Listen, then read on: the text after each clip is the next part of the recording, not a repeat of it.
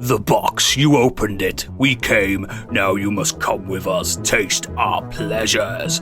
Mortals, meatbags, and demonkind thereupon. This is modern escapism.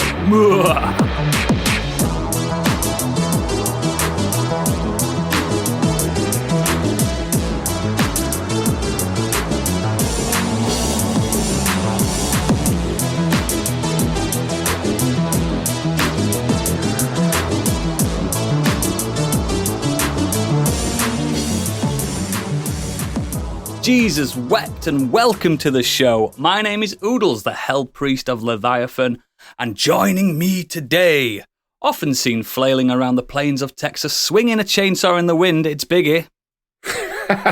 Hello. Scholars agree there are 7 deadly sins: lust, gluttony, greed, sloth, wrath, envy and pride. We found the 8th. It's Candy. Hey, hello. I'm all of them, actually. All of the above. Doctor, scholar, author, educator, philosopher, chef, wine sommelier, and cannibal, it's Gadget.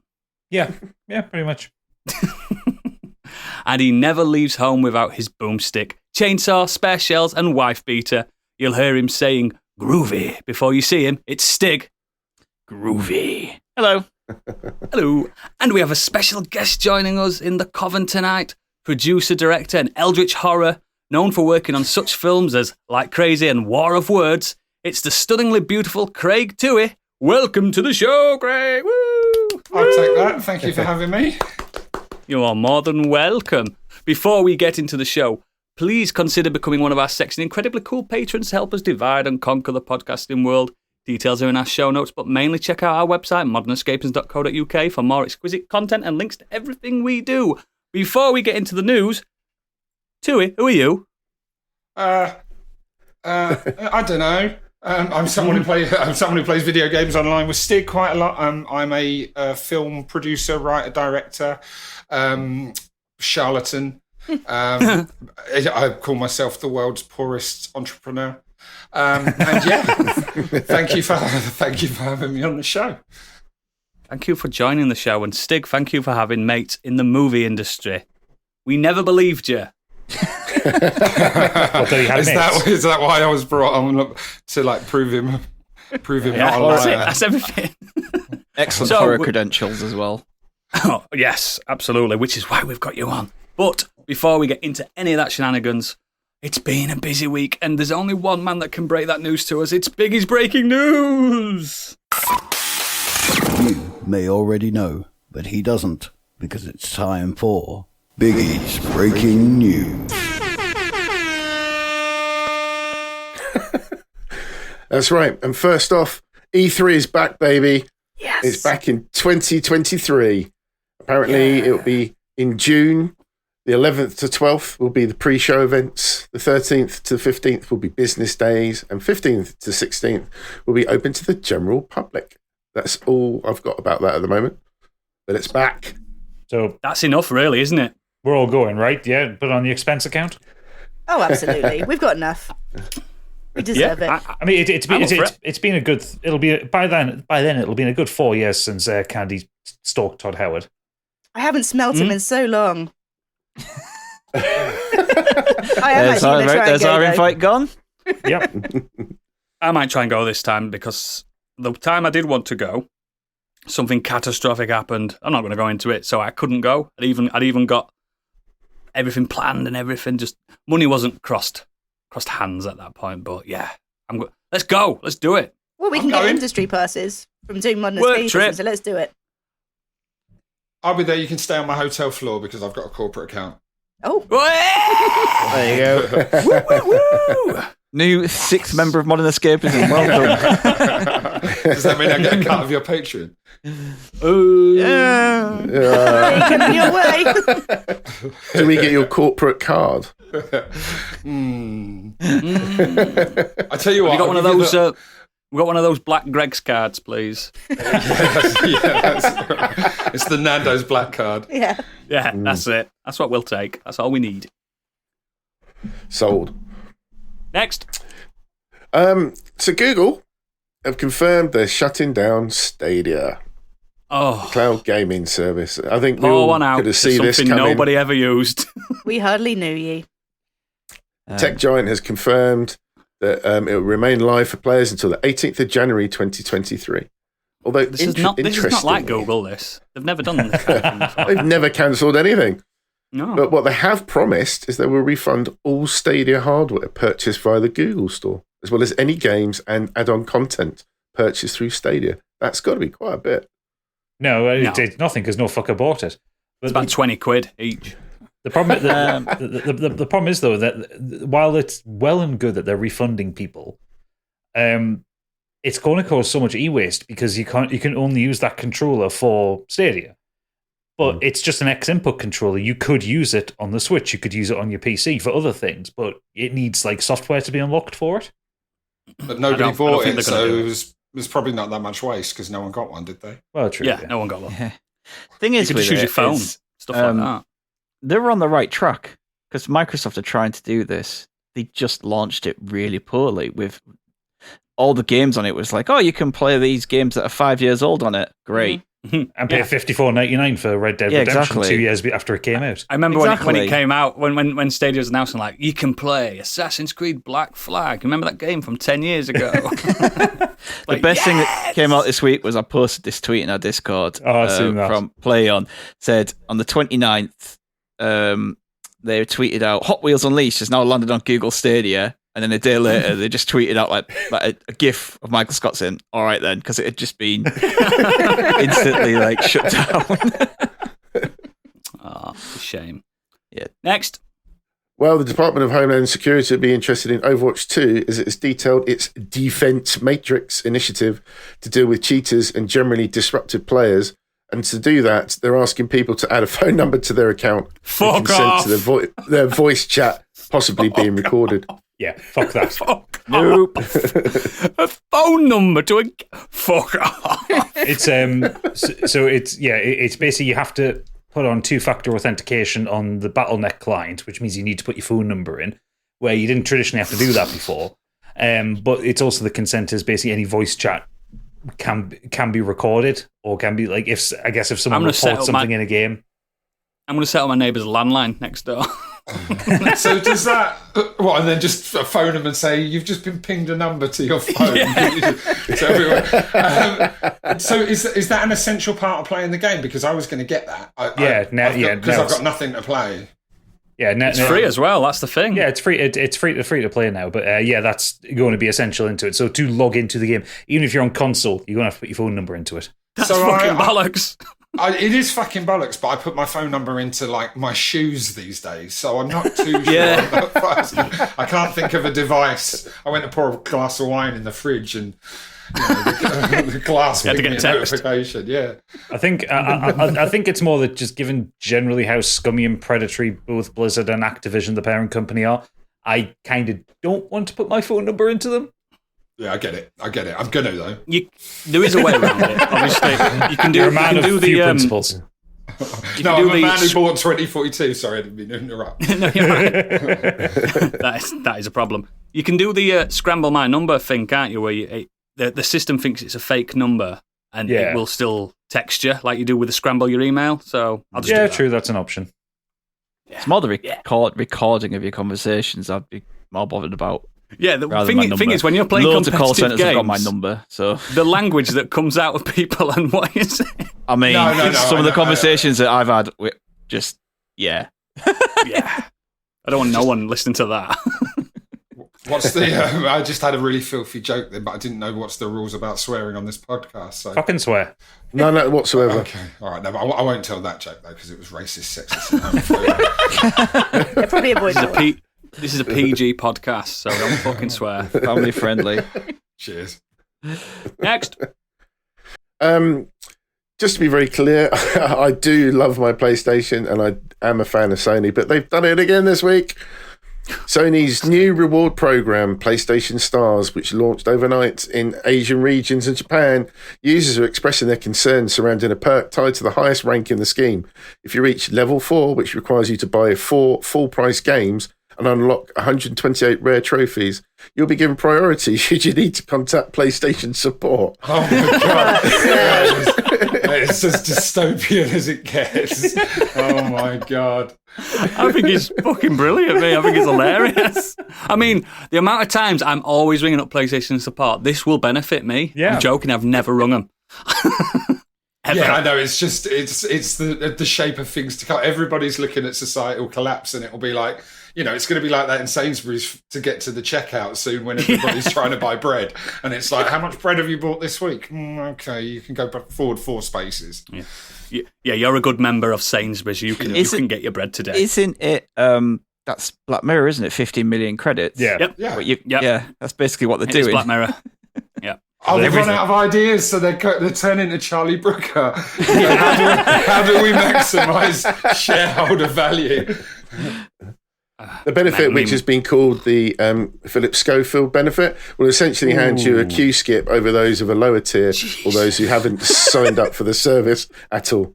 Yeah, it's dystopian. You've been thinking about that joke all week, haven't you, Biggie? I have. I'm giving him a yellow card for that joke. No, that's a good one. Fuck those guys. And sadly, announced, I think it was today or yesterday, Disco Elysium. It appears that multiple key leads behind Disco Elysium, including Robert Kurwitz, Alexander Rostov, and Helen Hindpeer, have been pushed out of Zaum, the company, and are not involved with the sequel anymore. It's so sad. Yeah. Something's going on there, isn't it? That's tragic. I thought you was going to say they've been, like, Me Too'd and come out as disgusting human beings. That would have really disappointed me with that game. Yeah. But it's still that's very, one very of the sad. best games of recent memory. Yeah. And knowing that a sequel or a next project's not going to have the team that brought that to us, it's pretty fucking sad. I think it's because of Amazon's involvement, because Amazon are making a TV series out of, or a film out of Disco Elysium. Leave games alone. And the big problem is that, they are an artistic company. Like, I think this will probably end up killing the company, because the whole thing with Disco Elysium is it's a massive swipe against corporatism. I think they probably hired a bunch of TikTok influencers to write the script for 2, haven't they? Because the first one was too nuanced. Probably, yeah. Yeah, probably. Yes, I'm very sad about that.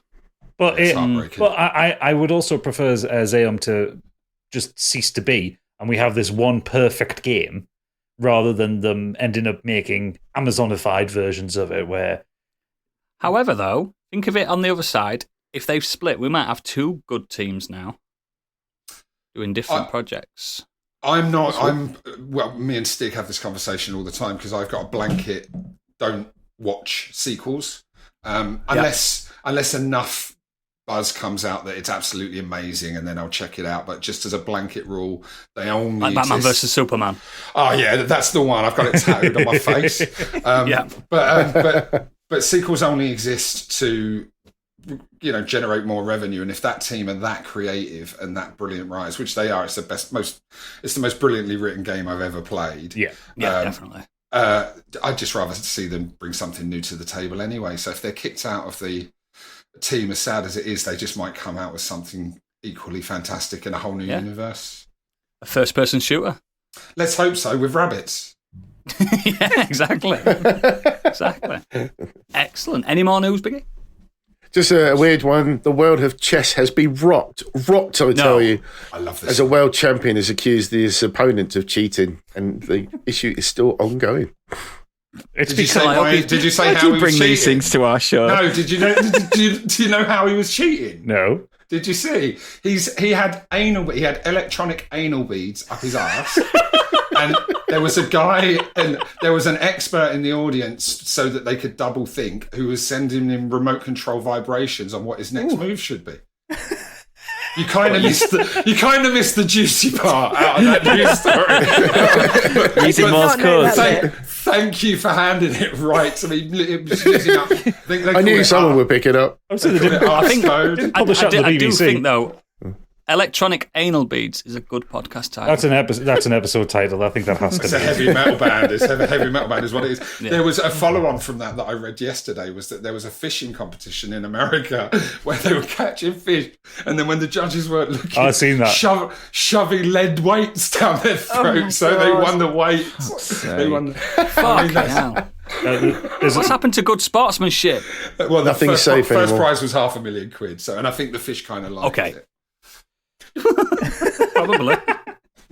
What on earth are they going to do at the Bukkake Championships? Oh, God. What, dude? Dude. Every time. You know that competition's not being done anymore. It's cancelled. No, they've just made it diverse now.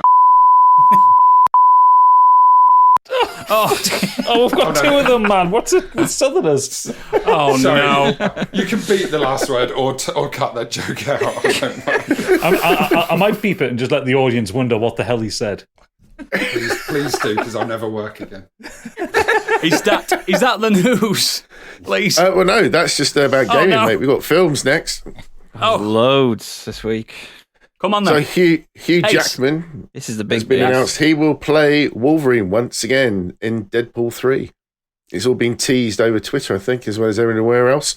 Ryan Reynolds with a video, and Hugh Jackman is alongside him. And brilliantly, they revealed how they're going to get him into the movie, and then bleeped the whole little sketch out, which was fantastic. Yeah. Really cool to see those two together again. This better be a proper part and not just like a tiny cameo. The amount that they've put on this advertising for it. Yeah. That will probably be part of the joke. He'll be in it for about 10 seconds. He'll walk in, he'll drop an F-bomb. He'll walk in, he'll drop an F-bomb, and everyone will go, "He's back!" Yeah, and then exactly. You just don't see him again for the rest of the film. Or it'll just be like a memorial picture of him. Judging by that logo, I think he's probably going to have a big meaty part in it. Yeah, I'm well up for it. Are you excited about that? Are you excited about it, Stig? I am. I'm well excited about it. Yeah, I saw that and I was just like, oh, there's a thing about Deadpool 3 here. It's like, oh, we've been trying to get Deadpool 3 going. We might, it's been a struggle, blah, blah, blah, blah. And then Hugh Jackman just walks and he's like, Hugh, fancy playing Wolverine again? He's like, yep. And it's like, shit. And I love the way they did it. It wasn't at that big D3 Disney conference. It was just, we've just dropped this on Twitter and to let everyone on Twitter go nuts over it. I was hoping that the big reveal was going to be that Ryan Reynolds has offered him a job as a striker for Wrexham. Get him up front. Oh, there'll be some scenes in Wrexham in the stadium, won't there? Okay, now. Set the whole film in Wales. Yeah, there will be a big sequence set in Wales in a football field, wouldn't there? It'd be good if he was a goalie, actually, because he'd keep popping the ball. Yeah, that's cool. Yeah, well up for I genuinely don't know how I feel about that news. It's like I'm not disappointed. I'm not like, you've murdered my childhood, even though I weren't a kid when they came out. But I don't know. I'm a bit.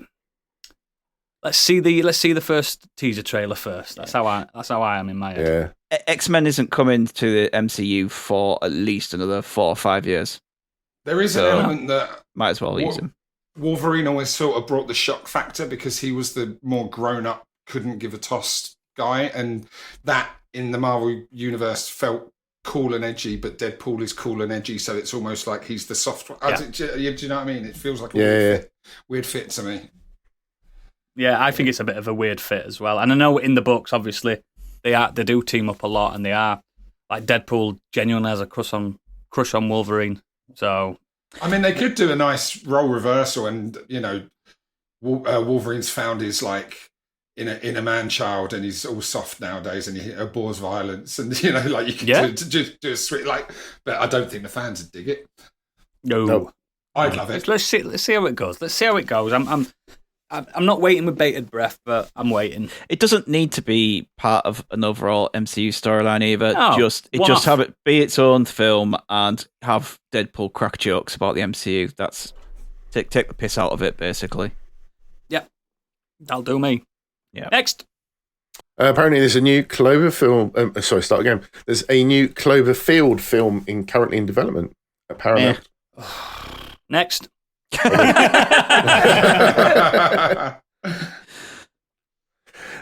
yeah, if you're interested in that. This was always going to happen one day. James Earl Jones is now stepping down as Darth Vader. As the voice, should I say. Jones's voice was remastered from the original Star Wars films for the recent Disney Plus series Obi-Wan Kenobi. Some of his voice was archived from recordings as well. They're apparently going to give permission for Lucasfilm to use artificial intelligence to recreate his voice from now on. It's worrying. That was going to be my question, but the next question is I wonder if he still gets paid. It's still his voice. That's what I was thinking. I would think so. Because it's still his voice likeness, isn't it? Throwing money into his grave. So as an extension, by the time Darth Vader gets another reappearance, he's probably going to be next year in Darth Jar Jar next year. Bruce Willis has just signed over his digital rights. Yeah, he has not. That's an extension. No, he hasn't. That was misinformation. What he'd done is he'd done a single advert in. I can't remember whether it was China or Korea. Basically, Russia, wasn't it? Or was it Russia? Either way, it was one advert somewhere a few years ago, which they'd taken scans of his face from when he was in Die Hard, and kind of around the late 80s, early 90s, to do an advert with him like that. And it was a one-off thing. Even the company came out and said, no, he's not signed over the rights to his face. That's his face. Right. It's just it's just been reported wrong, man. Yeah. We've got Bruce Willis NFTs coming very soon, then, haven't we? That's what that means. I think it'll happen. Is every technology you don't understand, Oodles, just fucking NFTs to you these days? Yes. This podcast is an NFT. He's too sick to work now, isn't he? So I thought it was actually quite a smart move because he can still put money aside for his kids. The only problem with it is if someone gets hold of it and pays enough money, they could put someone's face against any old propaganda they want, couldn't they? Yeah. But you can do that. You can do that anyway, can't you? You don't need the digital rights. Yeah. Deep fake. Next. Anyway. Someone that has done something else. A dance adaptation of The Matrix is in the works from director Danny Boyle. I will ensure that I will take both pills to avoid this one. Why doesn't Danny Boyle just do films normally again? He's an artiste. I know he is. He's a raconteur and stuff. I get that, but I do like Danny Boyle films as well. I'm not slagging him off. London 2012. He's a genius. I genuinely think he's a genius, but a dance thing of The Matrix. Kind of want to see it just to see what he does with it. Yeah. I mean, I want to say it's going to be that scene. It's going to be that meme of them goths under the bridge doing the Thomas the Tank Engine dance. It's just going to be that. We've seen it. I would go and watch that. Would you? For 2 hours? I mean, you would. If they could do a show with loads of wires and have people kind of flying around and doing something, make it look spectacular. I mean, sure. Like The Matrix in Broadway, like Billy Elliot. It's a bit of a weird one, isn't it? Yeah. Next. Community movie is finally happening. It's been announced, fulfilling the show's prophecy of 6 seasons and a movie. Yay. Finally. Up for that? No Donald Glover signed on yet. No, he's too big now, isn't he? Most of the original cast are coming back, apparently. But yeah, he's not mentioned. You're not going to get that childish Gambino money anymore. That show just fell off a cliff when he left. It did. So I think you need to get him back on, to be honest. But it arguably also improved when Chevy Chase was fired. Yeah. Like most things. I don't know. His character is fine. It's just Jim. He's a bad man in real life. Yeah. Yeah, exactly. Yeah. So we'll see. It's nice that it's happening, but I'd like to wait and see if they actually get everyone back. Yeah. Is Dan Harmon on board? Yes. Yes. That's fine then, isn't it? And there's I haven't got any jokes for that one. It's just a question. The stars confirmed be coming back: Joel McHale, Danny Pudi, Alison Brie, Gillian Jacobs, Jim Rash, and Ken Jeong. So most of the principal cast. Are the Russo brothers going to direct it? That'll do. Don't think so. I think they've got bigger fish to fry. Like Donald Glover. Creating shit Netflix films. Moving on. Stiggy's boyhood hero, John Cena, sets the Guinness World Record for the most wishes granted through the Make-A-Wish Foundation, with 650 wishes so far for critically ill children. He was an adult when he came out. Don't accept childhood hero. Yeah. Let's not be daft. That's impressive. That guy that's confirmed lovely man. Such a sweetheart. About 30, such a sweetheart. 35 roughly a year or something like that. Just making sure he goes and does all these things in his spare time. Like you just I've got a plan, Stig. I've got a plan. If you could go onto his foundation and ask him to come on our podcast, that'd be nice. Are you going to pretend you're a child with cancer? No. I didn't mean go that dark. I didn't mean go that dark. I just meant just appeal to his kindness. A child with a stub toe. Let's keep it PG friendly. Yeah. Listen, like you can rag on like wrestling all you want, but these days the guys and the women in wrestling do so much for charity, and like John Cena has done so much to free his time up to go and see sick kids who want to see him. You compare that to like there's a story about the Ultimate Warrior back in the day. Sorry, and I mean it's up there. Like no, but the Ultimate Warrior one day like. There was a Make-A-Wish kid there, and he said, all he wanted to do was meet his hero, the Ultimate Warrior. And the Ultimate Warrior's just like, I can't be asked meeting no sick kids. Tell him to fuck off. Nice. Do you know what I mean? Like, he does seem like a genuinely good egg, doesn't he? Yeah, exactly. Like, some of the guys back in the day were just horrible people, and nowadays... Sergeant Slaughter wouldn't have done it, would he? No, Sergeant Slaughter just pretended to be a war hero. Yeah. Like, genuinely. Genuinely has stolen valor. He pretended it wasn't just the character. He actually pretended that he was an ex-military man in real life. Yeah. Oh, yeah, not good. Old wrestlers are not good people. Next, you're going to tell me Big Boss Man wasn't even a cop. He was actually unconfirmed. No, he was. He was a cop. Jake the Snake did actually have a snake. Yes, he did that. Yeah. And Chris Ben... No, I'm not even going to go to No. Next. I had a joke, but I'm not going to. Netflix has shown off a behind-the-scenes look at Three Body Problem. I've no idea what this is. It's an ambitious adaptation of an epic sci-fi book series from the Game of Thrones showrunners David Benioff and D.B. Weiss. Now, right, you moan, but I've said this before. Let's not forget that when they actually did adapt the material, they did a fantastic job of it. It's when they had to write for themselves when they shit the bed. So now they actually have a complete 3 novels to work with. I'm bored with it a bit. I'm worried with it because I've read the 3 Body Problem and I just started the second book, The Dark Forest, this week. They're fairly impenetrable tomes. Like a Game of Thrones is light reading compared to these books. Because it's very wonderfully descriptive, excellent science fiction concept, but originally written in Chinese and not translated particularly well. It's a difficult concept, and I worry that the translating there will be a lot lost in the translation to TV. Plus, a lot of it is really reliant on you having knowledge of the Chinese Cultural Revolution. Like, you go through and it has footnotes in it saying, this was this person, this happened here, this happened here. I had to go and do research to understand some of the shit that was happening in this book. Yeah, I started listening to it on Audible and I had to give up with it because it's really critically acclaimed as well. I just, like you said, for those problems, I was completely lost, which is a shame, really. I enjoyed the book. Like, when I got to the end of it, I thought that was a fucking cracking story. I really enjoyed it. The problem is, it's like, because the translation is done in such a way that it retains a lot of the Chineseness about it, you have to read it differently than you would read a Western book. Like, you have all the world description, that's fucking brilliant, but the dialogue is so stilted because of the way the Chinese dialogue is written, whereas it's very kind of factual and it's you don't tend to get as much flowery language as you do in Western writing. So it's kind of like you go from these very descriptive sections of what's happening in the world or what's going on to this dialogue, which is just like, did a child write this?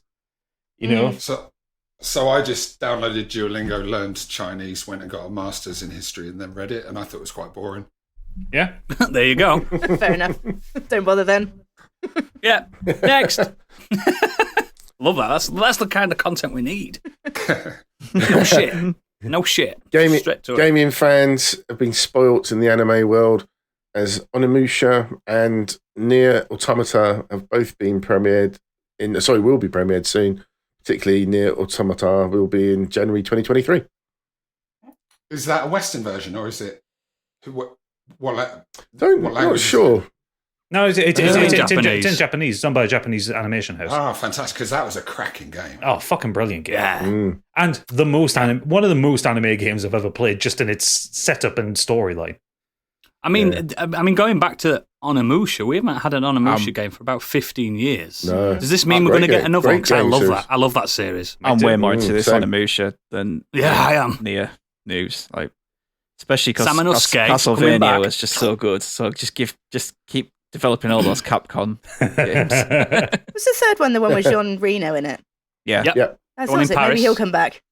Yeah, Jean Reno went to Japan and Samanosuke went to Paris. Very good. Good games. Love Onimusha. Even the spin-offs were good. Bring them back. Next. Sadly, Japan wrestling legend and former lawmaker Antonio Inoki died at 79 years old. Yes, I just snuck this in at the end because this guy is one of the biggest wrestling legends of all time, especially in Japan. You could probably equate how famous he was in Japan and Asia to like Hulk Hogan. That's how big he was. That's how big he was. He was a politician. He created New Japan Pro Wrestling, which is like the most successful wrestling company in Asia. And yeah, it's just a genuine legend in the world of pro wrestling. And he actually had a proper fight with Muhammad Ali. Nice. Oh, is he that guy? Yeah. Oh, wow. I mean, it's a terrible fight because it was MMA versus boxing, and Inoki spent most of the match on his back just kicking at Ali, and it ended up in a draw. But yeah, he's that guy. There's a brilliant video of him online as well of did this kind of thing to pass his fighting spirit on to the people of the company, where he just slaps them. Like everyone just walks up and takes a slap from him in turn. 3 minutes of him just slapping employees. Lovely bloke. But it's just some kind of weird Japanese wrestling ritual where he's just passing on his fighting spirit. But, all right then. Yeah, absolute legend. Big loss for wrestling entertainment. That's sad. That's sad. I don't know who he is. Probably know if I saw a picture of him, but that's really sad. Got a big, is strong that the chin. News? Almost. I love a good chin. Almost. Oh my Final word. announcement. The world of music suffered a loss this week. Oodles, do you want to pick this up? No, I'd like carry on. Gangsta Paradise rapper Coolio unfortunately passed away at the age of 59. I'm not to be blamed for this. What did you do? Can we just put this on Oodles? record? Can you explain why there's a reference to you about this? So Saturday when we all met up last week, I did Gangsta's Paradise. I sung it on karaoke. Days later, he died. Oodles' fault. Is there any correlation? We don't know. Did I upset him that much? Was it uploaded on the internet? I don't know. Maybe he saw it and thought, peaked. Because in my opinion, I did a really good rendition of it. You were dancing on the sofa as well at that point, I think. Yeah, you were well into it. He was actually in the bar and he saw it and he was just like, "No, this was wasn't a bar. This was just walked out into traffic." Oh, okay, all right, sorry. I'll do my research if you ever have me back on. I just feel like this podcast is cursed, and when we say things, it happens, or when we sing things or do a things. few times in the last couple of months. Yeah, like with stuff said on the Patreon feed or on here, and then like a week later or something that something big news around that person's happens. Do you think it's the cursed item? Do you think that's what the source of the power is? Who has it at the moment? Oodles does, because we have to bring it to the podcast, so he's stuck with it for another year. It's you. I have it. The cursed item, Craig, by the way, is a picture of Sting from June in his big metal nappy that he got as a Secret Santa gift. Yeah, someone got that for me as a Secret Santa gift, and I palmed it off to Oodles. It's cursed. Okay. And it sits above Oodles' bed. I'm just going to... You can bleep this out, but let's hope nothing happens to poor Vladimir Putin. You should start a Deadpool, man. You should have a Deadpool Patreon. That's the new feature, the Deadpool. Hey, writing that down. Is that the news, finally? That's it, mate. I thought you were going to say no then. Too much news. Fuck. No. We're not having an holiday again, even though we weren't on holiday. We're still not doing it again. There's too much news. Let's move on to what we affectionately call the Nexus. We're going to find out what we've been up to this week individually, and I want to know what Candy's been up to, because she's been quiet. I have. So I've watched a film, and that film, as Gadget would say, was Hocus Pocus. I watched Hocus Pocus. Hocus Pocus 2. I watched this it has today. been getting... You watched it today? Kids, yeah. Hocus Pocus. So this has been getting fairly mild to poor reviews. And I went into it possibly with the benefit of not having seen the original recently. And I don't actually remember that much of it either. There's a cat in it. I remember the cat. That's all I remember, really. Yeah, that's all I remember. Yeah, Binks. There has been a lot of hype around it, I think, like especially among my goth friends. I think a lot of people do consider it like a cult classic, don't they, for some reason? Like, it never was for me, really. No. But I went back and I looked over the reviews of the original, and actually it scored more or less the same as this one is now. It's just kind of sort of mildish reviews. I actually enjoyed it. I thought it was fun. It was just silly. There was a little bit of an emotional investment, but it was nothing too stressful. The thing is, I mean, at the end of the day, it's a kid's film. Like, what are you actually expecting from this? You know, I think there's going to be a lot of parents like my age that saw the original, and they're going to be watching it with their kids this Halloween, and they're probably going to have a good time. So it's set in present day, so it's been 30 years since the original movie released. Fuck off, it's been 30 years. Yep. Yeah. Fuck off. And 30 years in the film has passed as well since the events of the original. It brings back the Sanderson sisters, a couple of familiar faces, and it introduces a new cast of teenagers. One thing to note is that the Sanderson sisters are significantly less evil this time round. Like, there's no child murdering.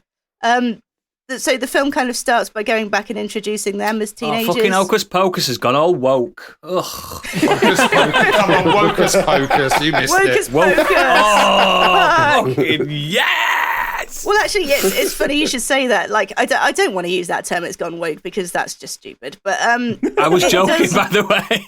Hocus Pocus! It does.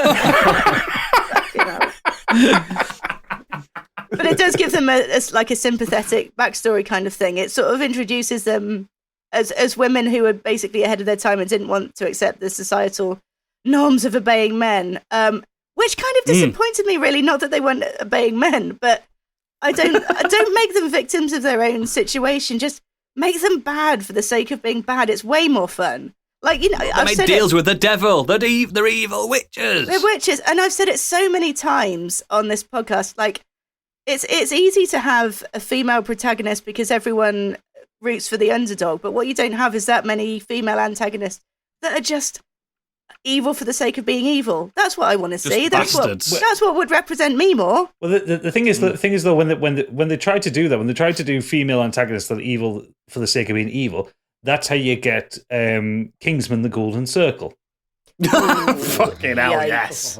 There is an actual, like, it's a movement in Hollywood that characters are not allowed to have negative traits anymore. Everybody has to be nice. I got a note from a script that it's the next film that we're making from an American studio. It's Matrix, the dance. Yeah, that's exactly what it is.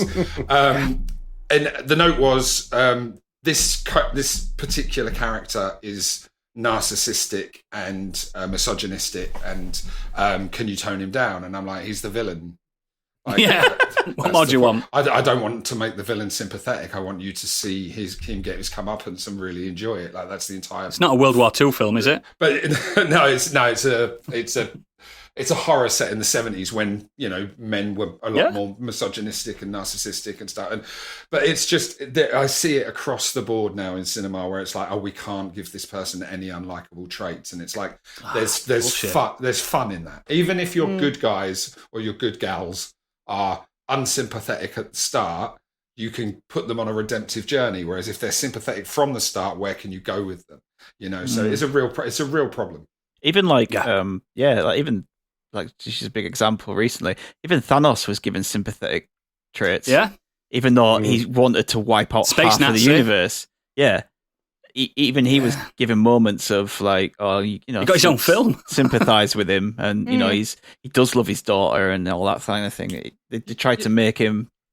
Yeah, it's a weird one. It's like is. There's so many films like Jim Carrey's Liar Liar, like, you know, if they released it now, it'd be Crier Crier. And it's like, if you don't make him kind of a douchebag at the start, or whatever the word should be, it's like, what journey can you go on with them? Right. Yeah. And it's just fun to have baddies as well. Yeah. I do love a classic, like 80s, 90s, early 90s, just a baddie. Absolutely. Yeah. But I mean, going back to Hocus Pocus, I think also it struggles a little bit that it is kind of a rehash of the original story, more or less, but a little bit watered down. It hasn't really adapted to the tones to suit a more modern audience. It's like they're trying to. It's a difficult thing to do to satisfy the original fans and also appeal to a modern audience, but we know that it can happen because we've seen it with Cobra Kai. We've seen it arguably with Scream. Like, I thought Scream did well to appeal to, you know, the two generations of people that are watching it. More about that later. But I think, like, in terms of the critique of the film that I've been reading, I think there's maybe a conversation to be had about critiquing the finer points of a kid's film quite as hard as some reviewers do. Like, it's a fun film. It's fine. Your kids, the original's out there, but your kids don't want to watch a 30-year-old film and relive your glory days. You know, maybe watch. My kids love Hocus Pocus 1. I'm terrible taste. Yeah, I'm a bit older than you guys. I'm 47, and I was working in a video shop. You're not older than Biggie. There you go. Well, when the original Hocus Pocus came out, you know, I was working in the video shop, and I remember it very clearly. And it wasn't a classic by any means. It was fine. People rented it and they brought it back and they went, yeah, it was fine. It was fun. And it's just, I don't remember hating it. I just nostalgia just does that thing in your mind where you remember it much better than it actually was at the time, apart from the things that are classics. But I remember Hocus Pocus very clearly as being, yeah, it's fine. And then over time it's like, oh, that's such a classic. And it's like, no, you just loved your childhood. You know, like it was absolutely rose tinted glasses. Yeah. Yeah, no, I thought it was fine. It's not really deserving of the hate that it's getting, I don't think. Nah, I thought it was fine. Like, it's on par with the first. It tells the same joke. Does that thing with like legacy sequels where it's like, oh, remember this from the first one, but we're doing it again, but with modern technology. And it's like, you already did that last time. You already did a possession number. You already did Is there a cat in it? Yeah. No. There is, but not in the same manner. I'm not bothered then. Not watching it. But what it does do, which can I spoil this joke? We can always. It's up to you. If you want to do this to people, it's down to you, really, isn't it? Remember in the first one where the whole thing about is a virgin must light the candle. When you're a kid, a virgin is never. You don't know what a virgin is when you watch that as a 7 or 8 year old. You just kind of go. I just thought it was a can of pop. Yeah, it's like there's a joke in this where it's specifically brought up by a child, but they just basically say, he says, oh, the virgin has to light it. He's like, what's a virgin? And it's just there, right there, like on the screen. Someone go like this. Yeah, so for us adults, we were kind of like, oh, like that. But my kids just didn't pick up on it and say anything. But I just thought, yeah, it's. If my kids asked, I'd say it's the internet provider. They're actually just bringing it up. And also, Midler looks exactly the same. Yeah. But they've tried to make Sarah Jessica Parker look younger with makeup, but you can't hide the hands. That's impossible. Oh, I didn't look at the hands. My daughter said... She still look like a shoe. My daughter said, she doesn't look... She looks different. She looks way older. Like, she looks weird with that makeup on, but her hands are all veiny. It's because she's had so much sex in the city. So she's like, fucked up. So, but they tried to be clever with the whole, like, virgin thing and that kind of stuff, but it's... Can I happily give it a miss? Fine. Yeah. Like, kids liked it, but... Fuck my kids. They're not watching it. Right, let's move on to Biggie. Oh, I watched a double bill of horror. Don't spoil it! For the theme. So, I watched two movies. First one is Dashcam. It's directed by Rob Savage, that gave us the fantastic lockdown movie Host. The premise of this movie is at the start of the pandemic, an indulgent and self-deluded live streaming improv musician abandons her home of LA for London. She steals her ex-bandmate's car and makes the wrong decision to give a ride to an elderly woman who's not what she seems. The film stars Annie Hardy, who's actually an American musician, who's the lead vocalist, guitarist and songwriter for rock band Giant Drag. Don't know him, but also stars Amma Chadha Patel and Angela Inahoro. The entire film is shot from the perspective of either Hardy's handheld iPhone or the dash cam in her car. And as she live streams her actions for viewers whose comments on the events are also displayed, it's a hard watch at first because Hardy's character is just not only annoying, but a complete bitch to almost everyone she engages with. She's really unlikable. But then at times her lyrics for her improv are generally actually quite funny. And it's when things start to go wrong that you end up warming to her. The camera focuses when it needs to. And once you let your disbelief go around people running around with a camera, even when things are going completely fucking crazy, it's an intense ride all the way through to the end. I really enjoyed it. I thought that the horror was great. It's all shaky camera throughout pretty much the whole movie. That makes me a bit sick sometimes, though, watching those. It can do, but when the film needs to focus on, obviously, what the director's trying to show, he does. And I really liked it. I thought it was really funny. I have seen the advertisement of it. So. And it's dark, yeah. It's really gory. It goes places. I was going to watch this film until I heard out that Annie Hardy is a terrible person, so I took it off my watch list. Yes. Is she? Yes. Oh, yeah. I don't know who she is. I just saw the movie. I had no idea that she is like that. Oh, well, sorry.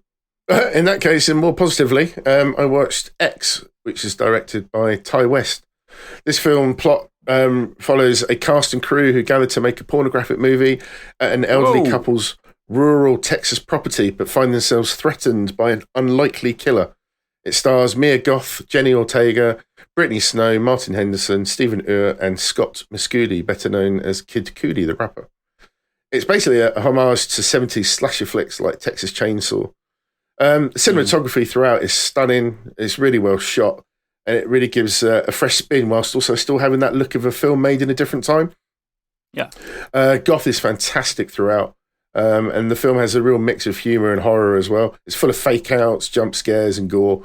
If you like this, they've basically secretly filmed a back-to-back prequel called Pearl, which apparently is just premiering now. So that should be out as well. But I really like this. I thought this was really cool. Very.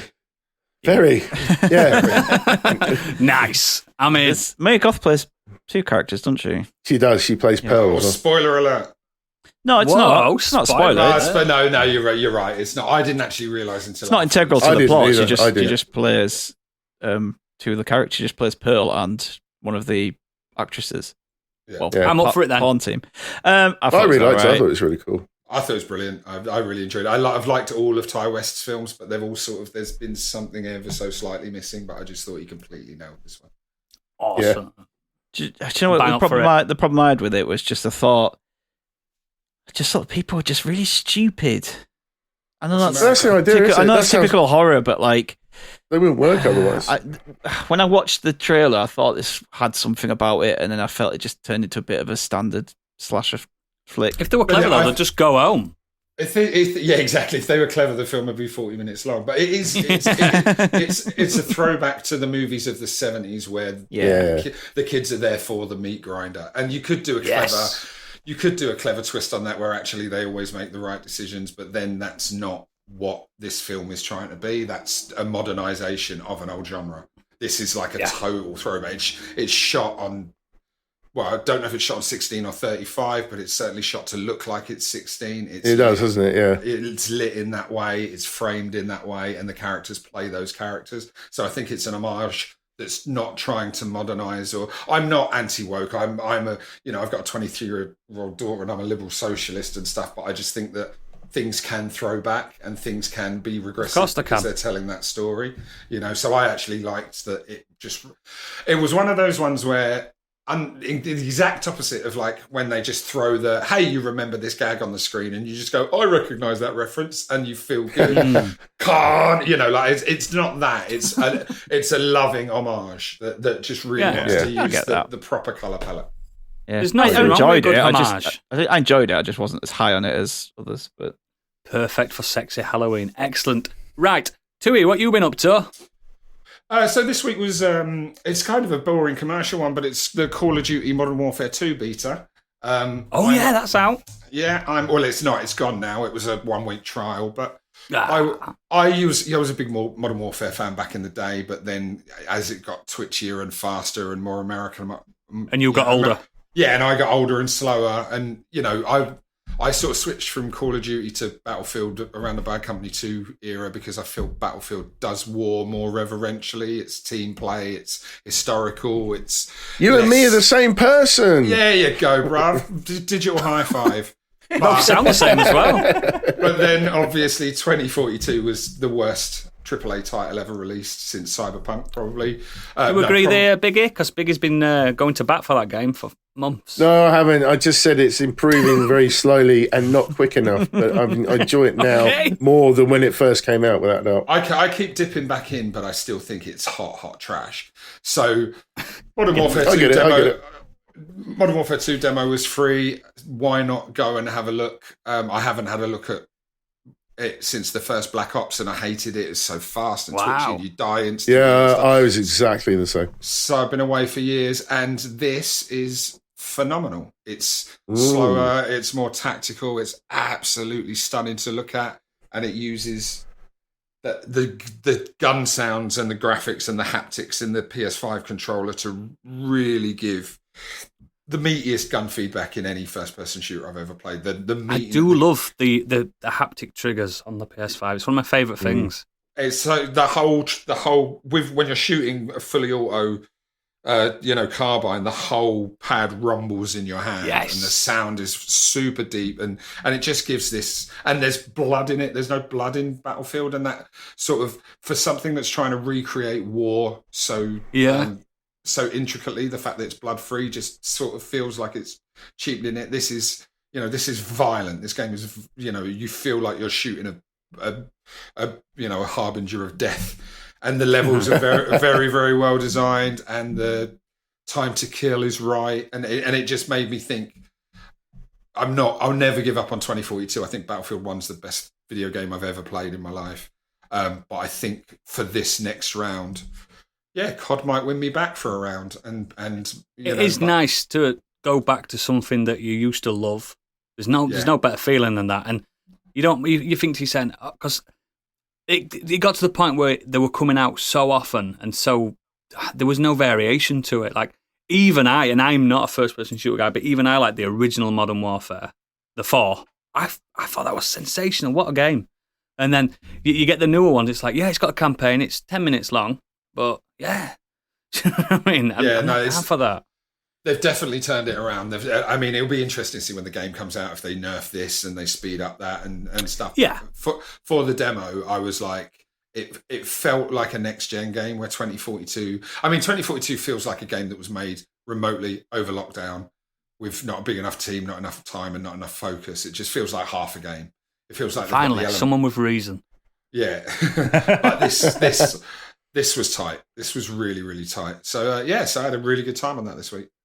That's good to know. When's it out? Is it out before Christmas? Yeah, it'll be. I think it's November. This month, I think. Really? October?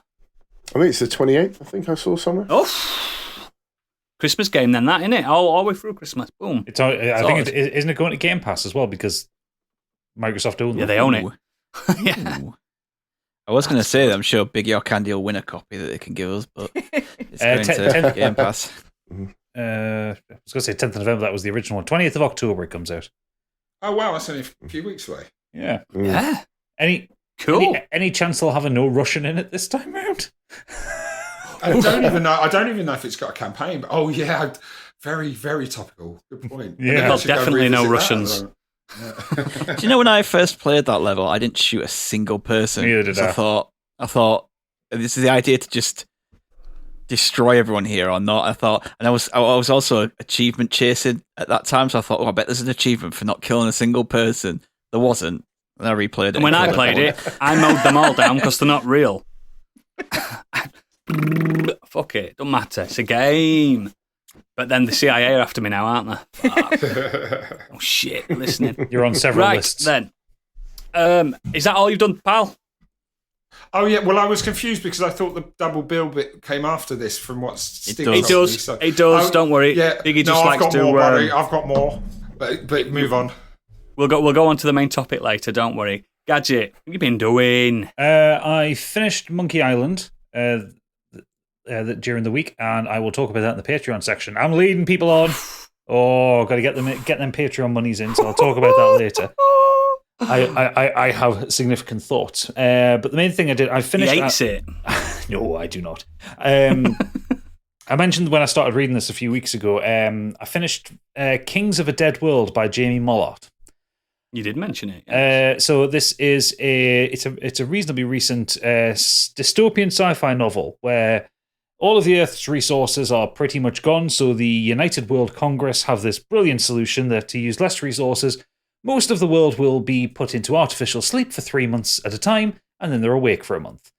That's what we should do now. Gadget, quick question. Sorry to interrupt you. Do you ever read happy novels? No. No, why would I do that? You read Jane Eyre last week.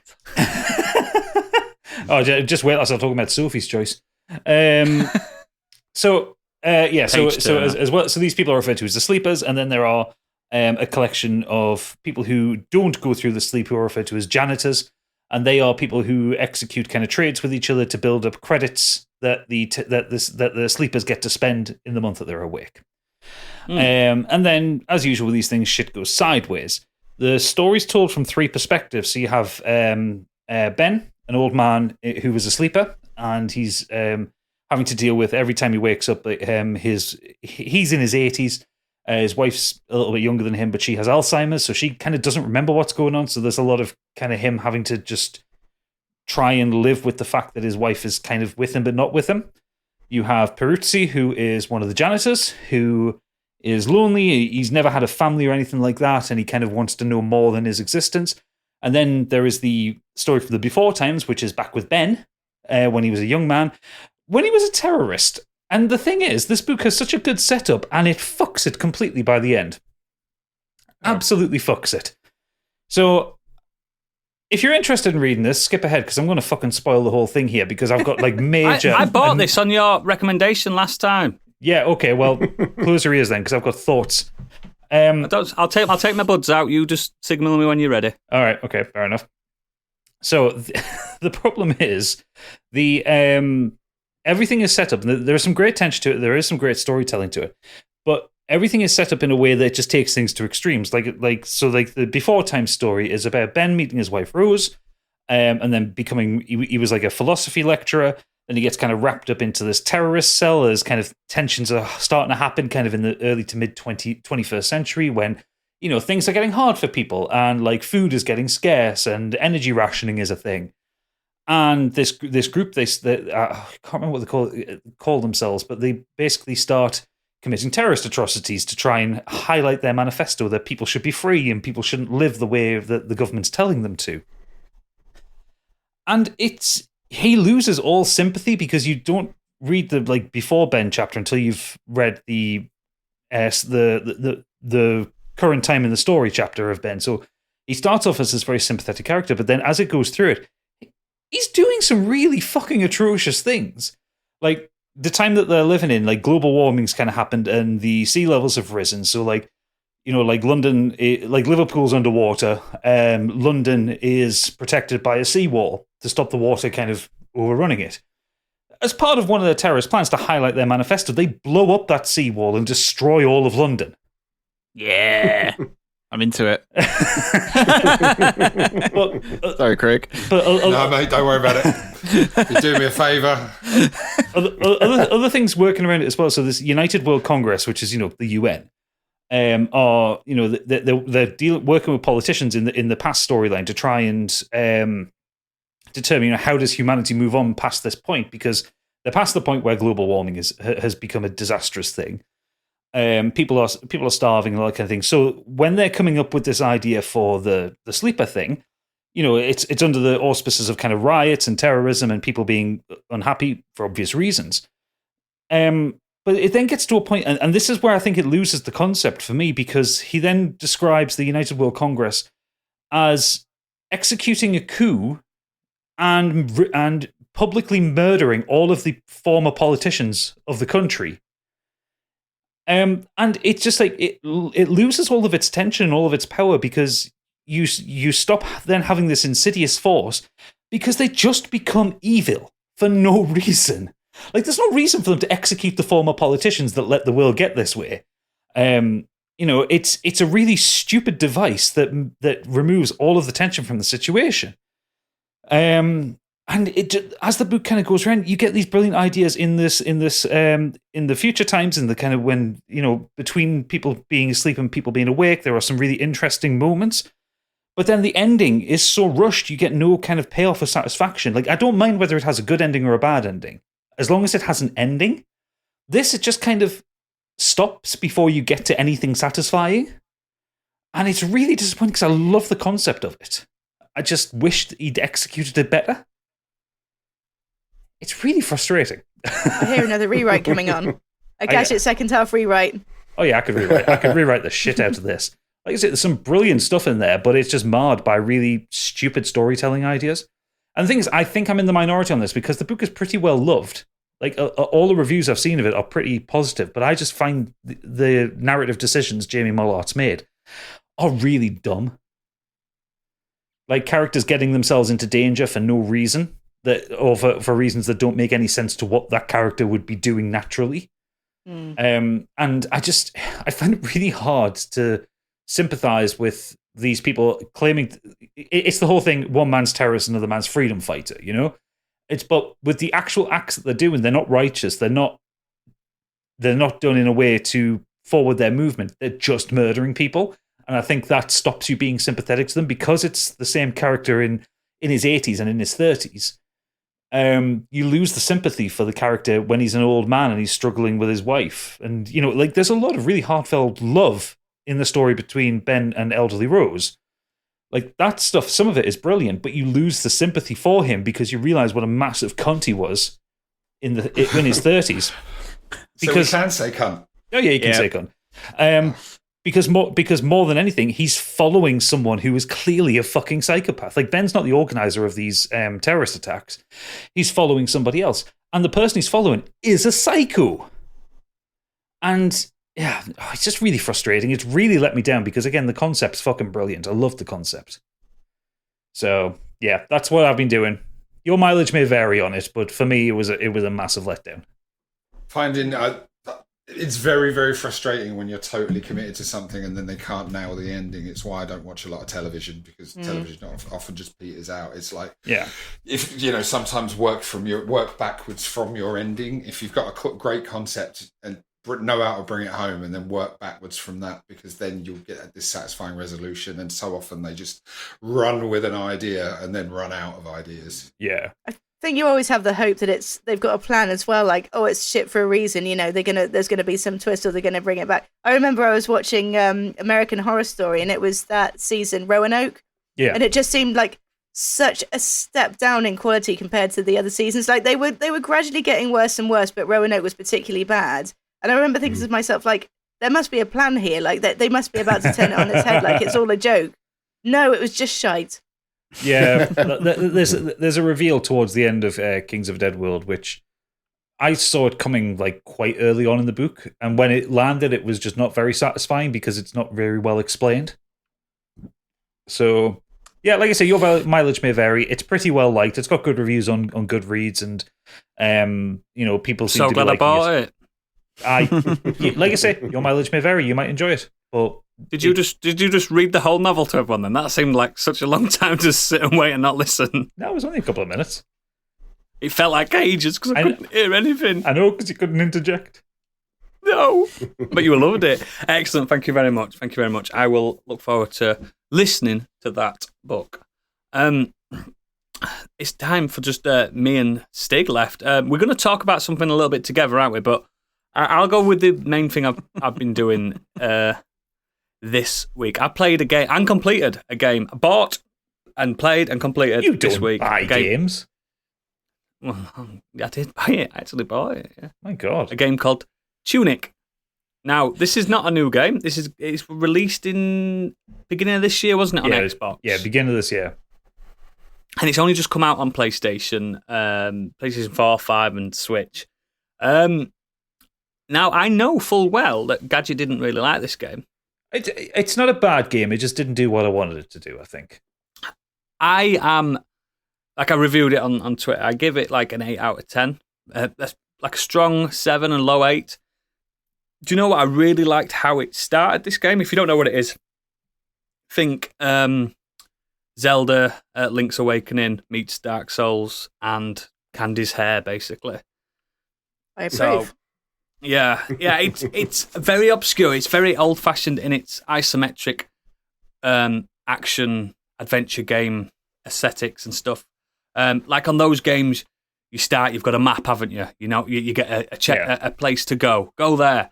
With this game, you don't, do you, Gadget? It's throws you in, and it's like, figure it out yourself. Now, throughout the game, you're picking up different pages of this game manual, this like legendary game manual that tells you about the world.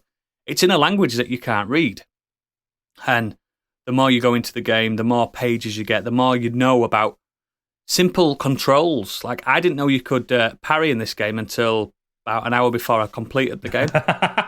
Because I'd not found the page that showed me how to parry. Yeah. Which would have made the game a lot easier. Because it's not an easy game. This is a fucking tough game. It's there's only about 5 bosses in the whole game, but they're tough. Again, if you've ever played a Zelda game, the old style Zeldas, the 2D ones, you'll know exactly how it plays. You've got a shield, you've got a sword, that kind of thing. You get certain artifacts that help you traverse dungeons and stuff like that. But I think the cleverest part of the game is squandered by the end. Like, once you've learned everything that the game does, it's just a bog standard, like, adventure game, action adventure game. There's nothing to it. And I beat this game in about 8 hours. Yeah, it's not a long game. I think the pace is perfect. It's not over long. It's not too short. You know how I play games. I just zoom through it. I didn't really struggle, and then I looking up at the discourse on it, and people, apparently there's cheats on it. Yeah, there's cheats on it. So you don't die and stuff. I was like, fuck it, I could have used that on that 80th time I tried on this boss. But it's that perseverance thing again, isn't it? When you can just checkpoint, just keep doing it, and eventually you master everything. But it's a fun game. The controls are tight. It reminds me of that Death's Door. Remember that? Yeah. Last year. If you like Death's Door, you'll like this. But I think it sounds right up my alley for me. So. For me, 8 hours is the sweet spot for a game. Yeah. I'd rather play 5 8-hour games than one 48-hour game. Don't do the it's maths really good. on that. Yeah, like I said, it's 8 out of 10. So that's a fucking great score. It's just the last hour in the 8 hours, it just didn't feel like those nuances that the game had with the world that's completely a mystery to you. Just wasn't anymore. You understood the game mechanics so well.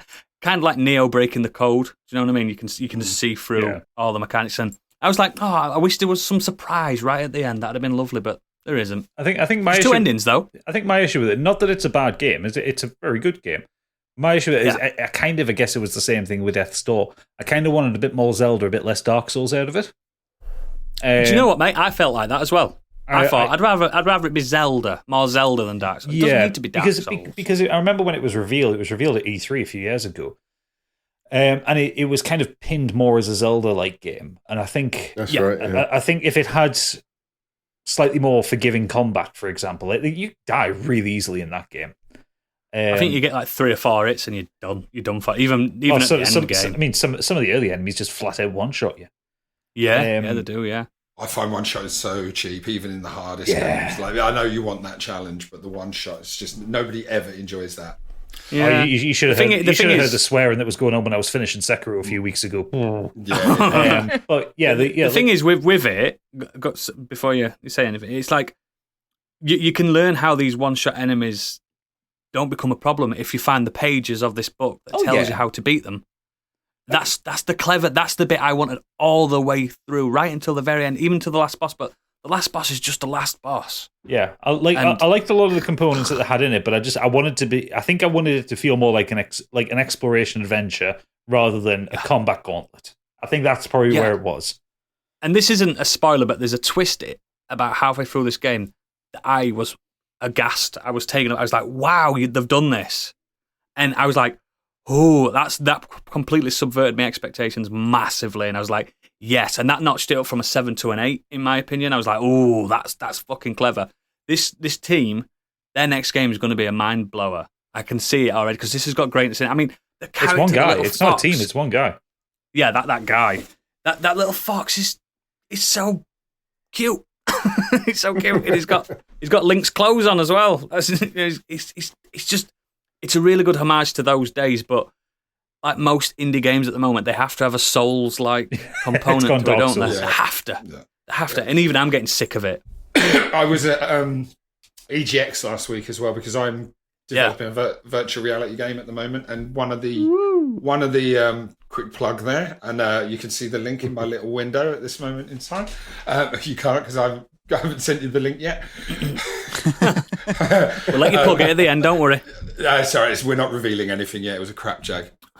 Oh. But one of the conversations with the development team is how much do you tell the player and how much do you let the player find? Do you want them to instantly understand your game so they can get in the fun straight away, or do you want to let them work things out for themselves and so they feel like a smarty pants but they might get turned away? It's what they call in the games industry the onboarding process.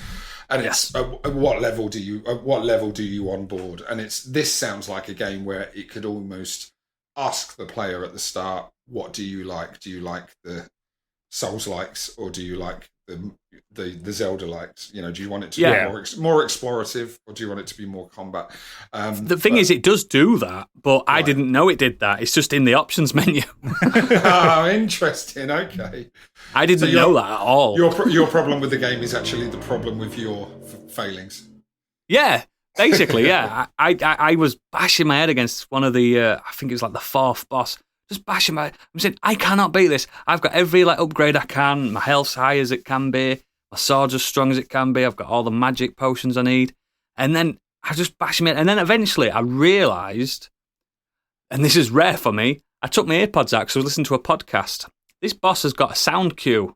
Right. And I beat it in one go. Teacher. I beat it in one go. So it was me. And after I beat this boss, I went searching a little bit further, earlier, and I found a page from this manual, and it says, listen to the boss. Listen to when he says, dodge this now. Yeah, basically. I was like, this is all my fault. And I just wish it did that right up until the very end. And apparently, there was an end game to it. Like, when I got the credits, it said, do you want to continue your quest? I was like, ooh. And then the world was slightly different. So I think there's more to it. So I'm looking forward to just going around a bit. If you like Link's Awakening and stuff on Game Boy and some of the old SNES action, is it on games. Switch? What's it on? It's on everything. Okay, cool. Yeah, that's going on my list. I'll grab that on Switch. I think you'll love it if you're coming from that kind of background as well. So the other thing, me and Stig kind of jumping on. When we met in person last week at the Podcastle, we were very drunk that weekend, and we decided before bed to put on a little show that we'd not heard of called Don't Hug Me, I'm Scared. Oh, yeah, I love it. Oh, this changed me. This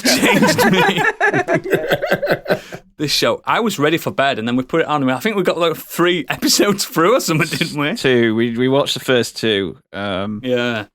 And then I was reading up about it, and people just saying, just like from episode 3 gets even more crazy and surreal and I've subsequently watched the whole episode, the whole series, and the old YouTube videos. And I've been watching random clips just every now and again as well. These guys are geniuses, absolute geniuses. I mean, Stig, if you want to get into more detail about it, because I'm sure you've done more research than I have.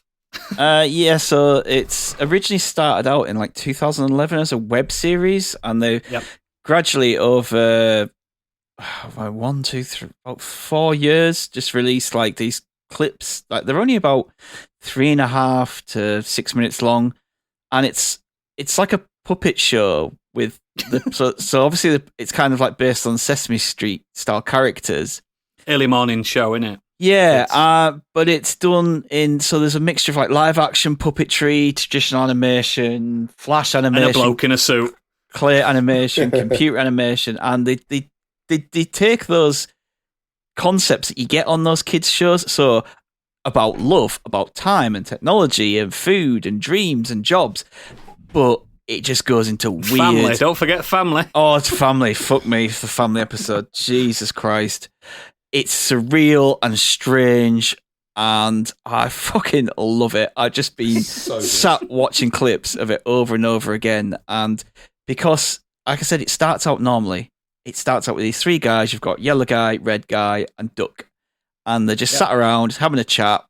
And one of them will mention something like, about the computer, and all of a sudden the computer will come alive, and it'll start to tell you about computers and everything, and then it just goes into weird, just places. Well, the first thing that they're talking about numbers. Stuff, he goes, I've got one of them. He goes, no, that's a welt, and his skin's all melting off. I like the episode of Death where there's like a clone of one of the characters, and the way it's done is like almost Evil Dead-esque. I was just about to say, it's like if David Lynch and Sam Raimi teamed up to reboot the Muppet Show. There's and always the guy that did Salad Fingers as well. It's that kind of. Yeah, it's very much like that. It's like really graphic, violent at times, but just so like at times it feels like it has something to say, and it's and. It's hard to explain, isn't it? It is hard to explain, but it's surreal and it's got a lot to it. It's psychedelic. It's even got like Mighty Boosh elements to it. There's layers to it, and it's just the little jokes. And the three guys seem to be aware that shit's going on around them and constantly questioning it.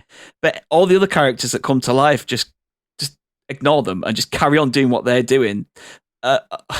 It's actually like I was just about to say that it's almost like the puppets are quite well acted. Like they've got some sentience. Like they give each other side eye and stuff like that. Where they're like, they do. Right? And the audio work is really good as well. Where it almost feels like it's using those sort of musical tropes of those shows, but then they're in weird negative keys and stuff like that. It's just something ever so slightly off. It's very sophisticatedly made. And there's always something going off in the background, isn't there? Yeah. What they do with like the music numbers as well is they'll repeat things, or they'll just rhyme the same words over and over again because it's just funny. Because like it's like there's an opening song called "Just the Three of Us," and it all starts exactly the same, but every episode has a slight variation on it. To it, yeah. And so it's like, one of them's like, there's three of us, one of them goes, I'm the one that's here. And then one of them just goes, I'm the one that's also here. And I'm the one that's also here. It's like, that's it. Like, but it cracks me up. Or one time where it just like, one of them just goes, we're living in a nightmare. Like, You can't, I will be sad if I don't mention episode 3. Now, I'm not spoiling it too much, but the episode that's based around family is one of the most haunting bits of television I've ever watched in my life. It's basically, it revolves around these twins that just appear at the window, no reason, they just appear, and then they go into this odyssey about the nuclear family, and it's just insane. The grandma... just screaming every so often, and the dad, and it's just, and like he's the dad. He's the dad. It's just these little one-liners they throw in, and I can't do it justice repeating the jokes on this. But honestly, one of the web series about the world, and they're like, oh, if only there was something in here to tell us about it. And there's a globe in the room. The globe just ignores them. Then the computer comes to life and starts telling them about computers and the world of cyber, and the digital song. They just repeat. It's so good, and it's stuck in my head all week. It's just now. If dear listener, if you are going to watch this, let me just let you know this is a haunting show. This is it's not horror. A nice watch. It's horror. It's frightening in places. It's not for kids. I just want to let you know, don't put this on with your kids because it looks like it's for kids, but it's not. That second episode when it's talking about death and the duck dies, and then that little blob ends up forming, then becomes a third person of the group, and then it takes over the look and feel of the duck as well. So then it's like, it's the three of us, and then the duck returns back from the dead, and then it's like, it's the four of us, and it's going, it's the four of us. You get the whole song, and then at the end, the duck just kills the other duck, and he goes, this isn't going to work out. It's genius. It's pure genius, and like, there's not that much like buzz going around it. I know it was decently popular on YouTube and stuff, but I'm not seeing many much buzz. No, I mean it's only just I wasn't out. aware it was back. I saw it in 2011. Like it was one of the early virals that we were sharing with all of our friends, you know. But yeah, I didn't actually know it was back. Well, they're all available on 4OD now, so you can just watch them at your leisure. And they're all new. This series, it's all this year's.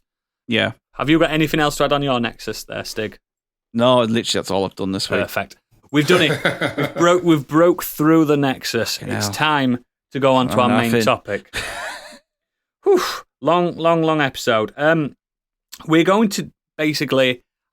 in fact, while I write what we've just been talking about down, I'm going to let someone else tell everyone, the listener, what we're doing. In fact, the Scream Queen herself can tell everyone what we're doing. I know it's going to be me. Yeah. Tonight we're doing our horror double feature. So what films like completely complement each other? Which films are so opposite it kind of works? Same kind of theme. What would you put on it doesn't have to be a creature feature, just a double comedy, double horror. Liked it, didn't I? Double would you like horror me to continue feature. hosting? Please. I've had a glass of wine. You did it. I've had loads. I've not stopped drinking. Yes, but you're a functional alcoholic. That's true. You did it perfectly and with grace and decorum. So, just standard roundtable stuff where we're going to bring a double creature feature, but not necessarily a creature feature, together, and we're going to discuss it a little bit. And I want to know from the man who was there when Nosferatu released in cinemas, Biggie, what are you bringing? So I'm going to be talking about Alien and The Thing. So no, you're not. No, you're not. Not allowed. You're not allowed. Banned. You are banned from bringing those films ever again to this main topic forum. So I've gone for a British theme for my two double bills, and the first one is, of course, An American Werewolf in London. Woo! Oh, my Nice. So directed by John Landis, and it stars David Norton, Griffin Dunn, Jenny Agutter, and John Woodvine, amongst others.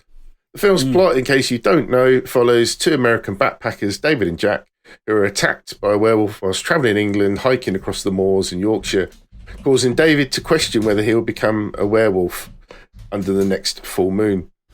The film then follows David refusing to believe he'll transform into a werewolf, and then Dr. Hirsch investigates the moors in the village where the first attack took place at the infamous Slaughtered Lamb pub. After the havoc David creates as a beast, he is devastated and seeks a way to start again. What's wrong with me tonight? He is devastated and seeks to find a way out. It's a full moon. I just looked out the window. It's a curious blend of comedy, spoof, and horror, and undoubtedly features one of the best transformation scenes on celluloid. Unbeaten, in my opinion. Yeah, absolutely. Special effects by Rick Baker. It's gone on to be a classic. It was actually the first film to win an Oscar for Best Makeup. It deserves it. That scene is still harrowing to this day. So I saw this film. First time I saw this film, I was 8 years old, and I was at my friend. I saw it when I was young. I was very young as well. You got to, haven't you? They work best on a child's imagination. I was about 13, 14. I was at my friend Barry's house and we were watching it, and he told me it was a werewolf movie, and I think I'd read some werewolf comics, and I was like, oh, I'll be up for that. Love werewolves. And then can we go out and play football? And when it got to that transformation... Shit, you said. I was like, oh, I think I hear my mum calling me, I think my lunch is ready. And just ran out of the house and just went home.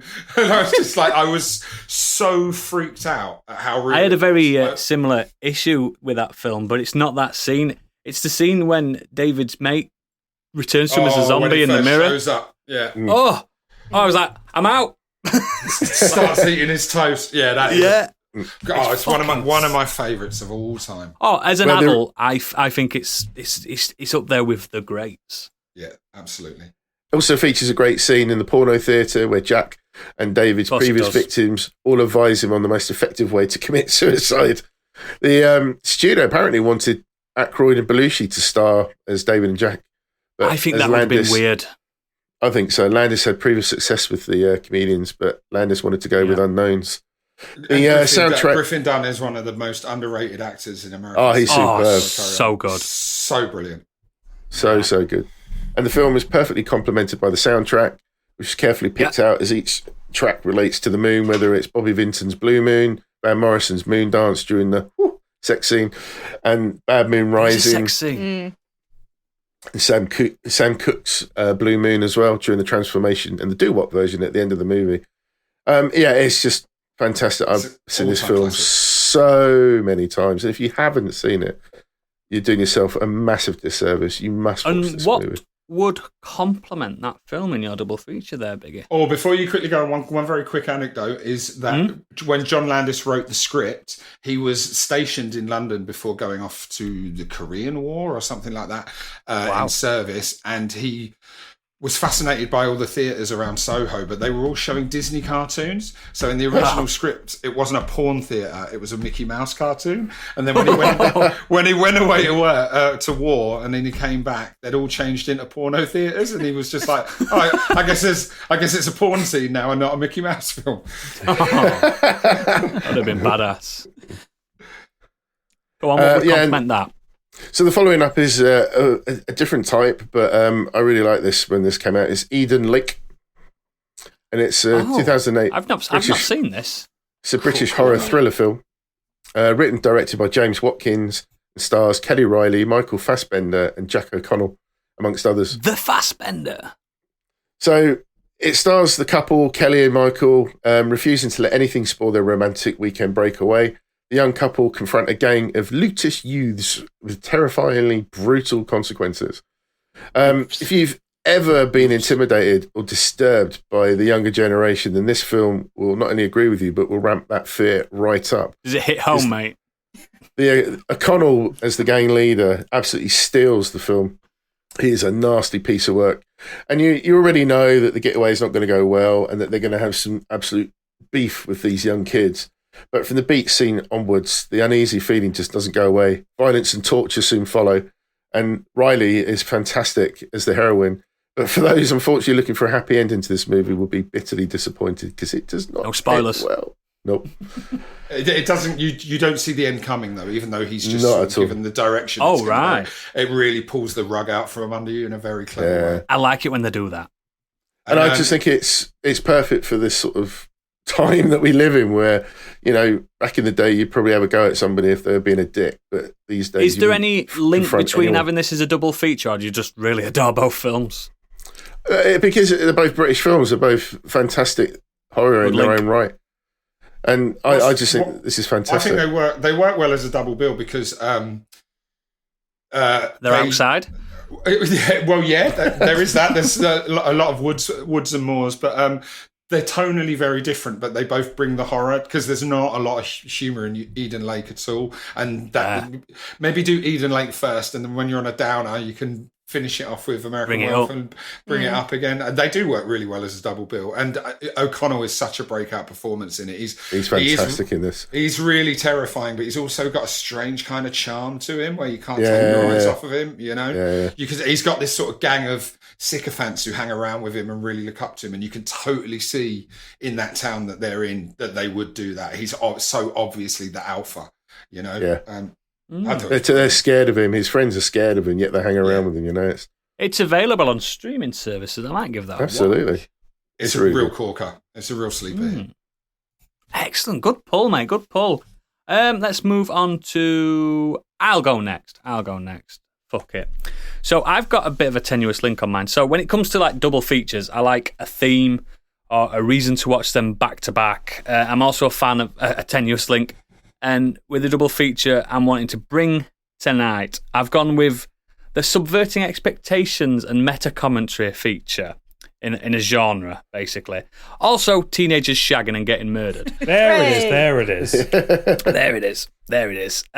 The first film we're watching tonight, get your popcorn ready, Scream, 1996.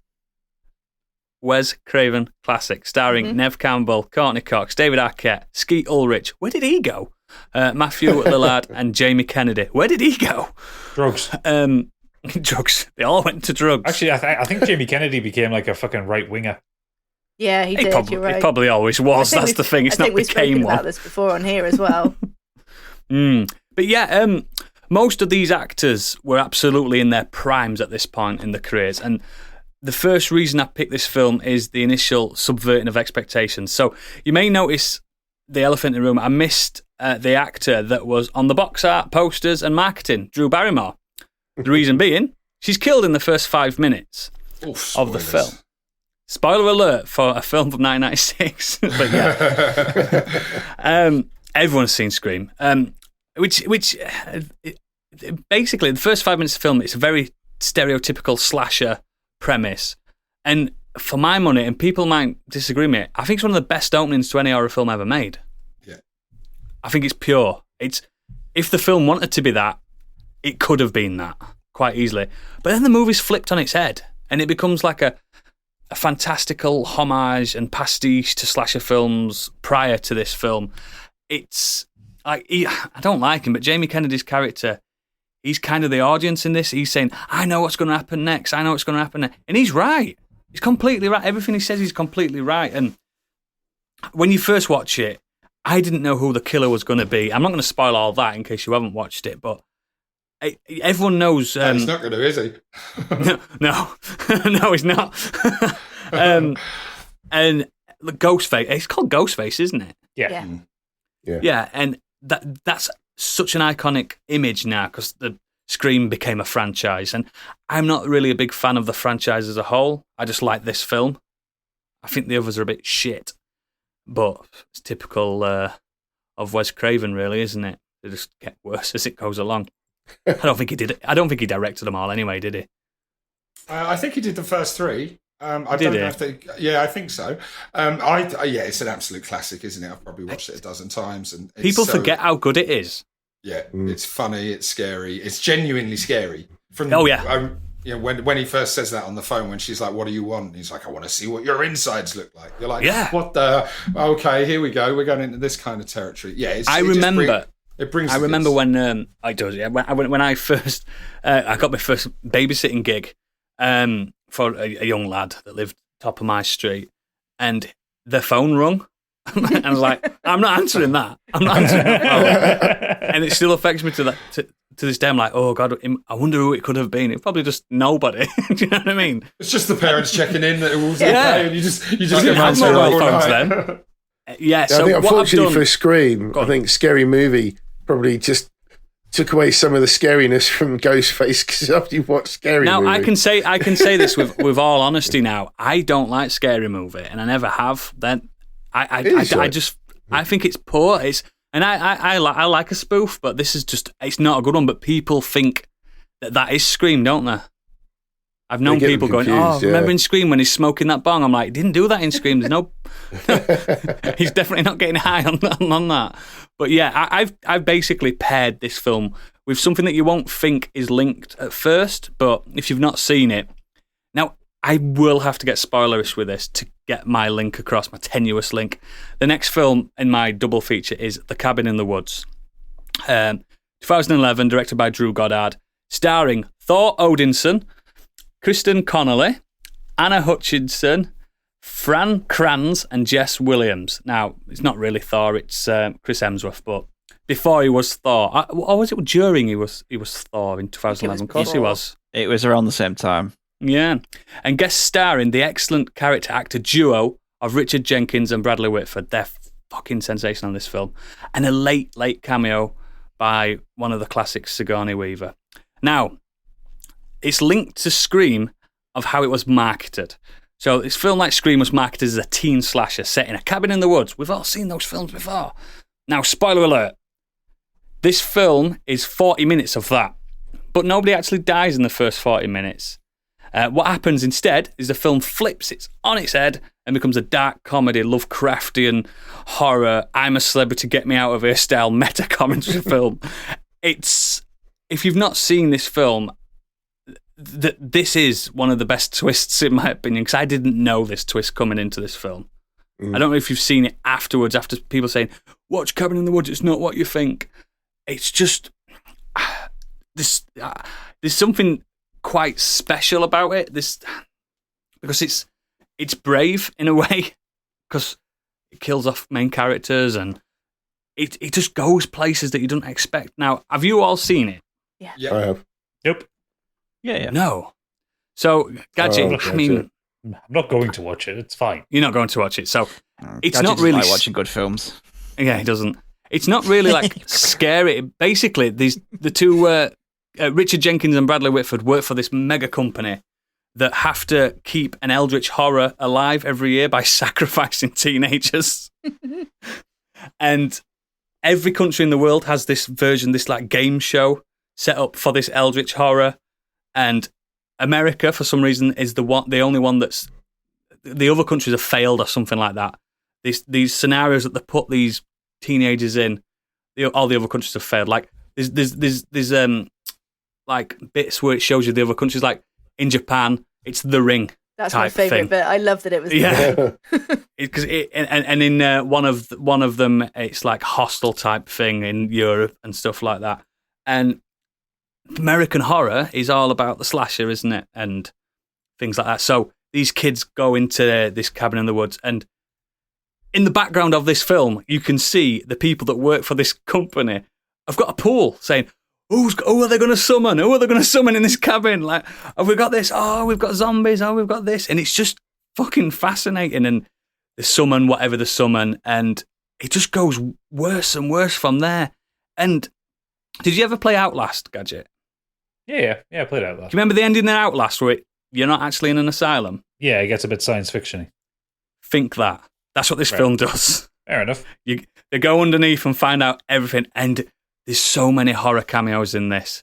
We've got Cenobites in it. We've got aliens. We've got all the creatures from Left 4 Dead games in it. We've got fucking hell. We've got monster tarantulas. We've got fucking... I'm definitely out of it. Massive snake monsters. We've got fucking Guillermo del Toro style fairy pixie monsters and zombies. It's just... I think this film's sensational. Now, it is attached to someone we don't really name anymore because he's a knob. But it's just, I don't know. I think it's such a special film. Do you guys like it? Yeah, I love it. I liked it a lot. I liked it a lot. Superb. I watched these two films back to back, not last night, the night before. And in that order, if you go Scream and then Cabin in the Woods, the meta commentary just continues to get higher and higher and higher and higher, and then to the point where it's like, fuck it, what is reality anymore? And it's just, I think it's a perfect little double feature. None of them, I mean, Scream's pretty scary, but Cabin in the Woods isn't that scary. It's still a horror film.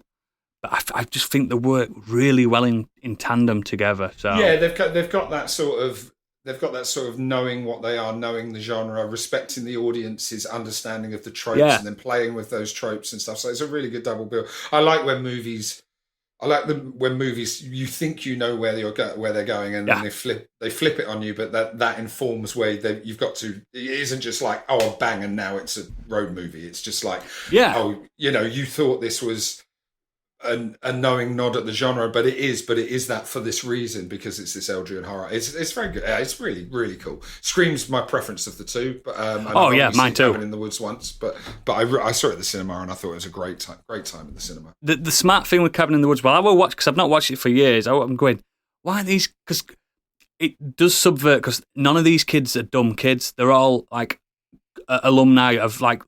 One of them's going to become a doctor, one of them's going to become a scientist, you know what I mean? They're all clever, and you think, why are they doing these stupid things when they're at the cabin that teenagers doing these things?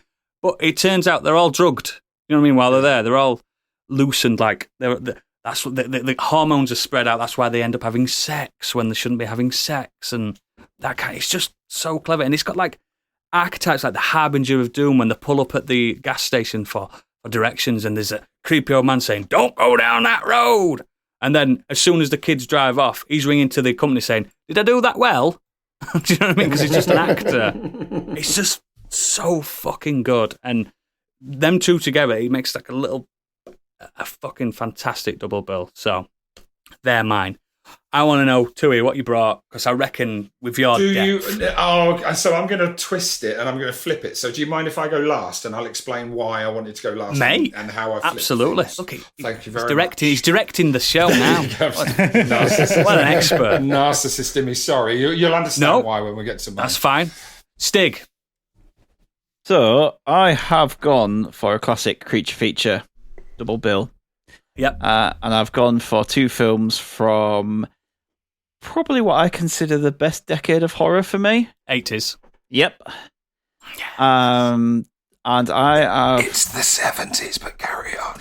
No, do you know why? I'm joking. Do you know why I like the 80s? Because it was a time of when clearly the effects budget went up for people, and they started to be able to do all these, like, you know, the gross things. The gross things, yeah. And they both of these films have those in. And it's The Howling and Fright Night. Oh, yes. And the reason I chose these is, again, because they both have you've got the classic kind of universal monsters. One is a werewolf, the other feature is a vampire, and they're both pure 80s. And The Howling, for me as well, is, I know you've obviously talked about the American Werewolf in London, but The Howling has some amazing transformation sequences in it. It does. So the Howling is about after a kind of near-death encounter, a television newswoman sent to this remote mountain resort, and the residents may not be who they seem to be. Mm-hmm. And it just gradually, slowly, things start to turn from being quite normal, and then you see kind of one werewolf, and, you know, we're going to kind of spoiling these films, but eventually it's kind of a coven of werewolves up in this retreat. And I just love the way it looks. It takes a long time for it to kind of get going. I think it's about 40-45 minutes before you even see any sneak of a transformation or a werewolf. You kind of get a little bit of a hint at it at the start, but it's all in the shadows.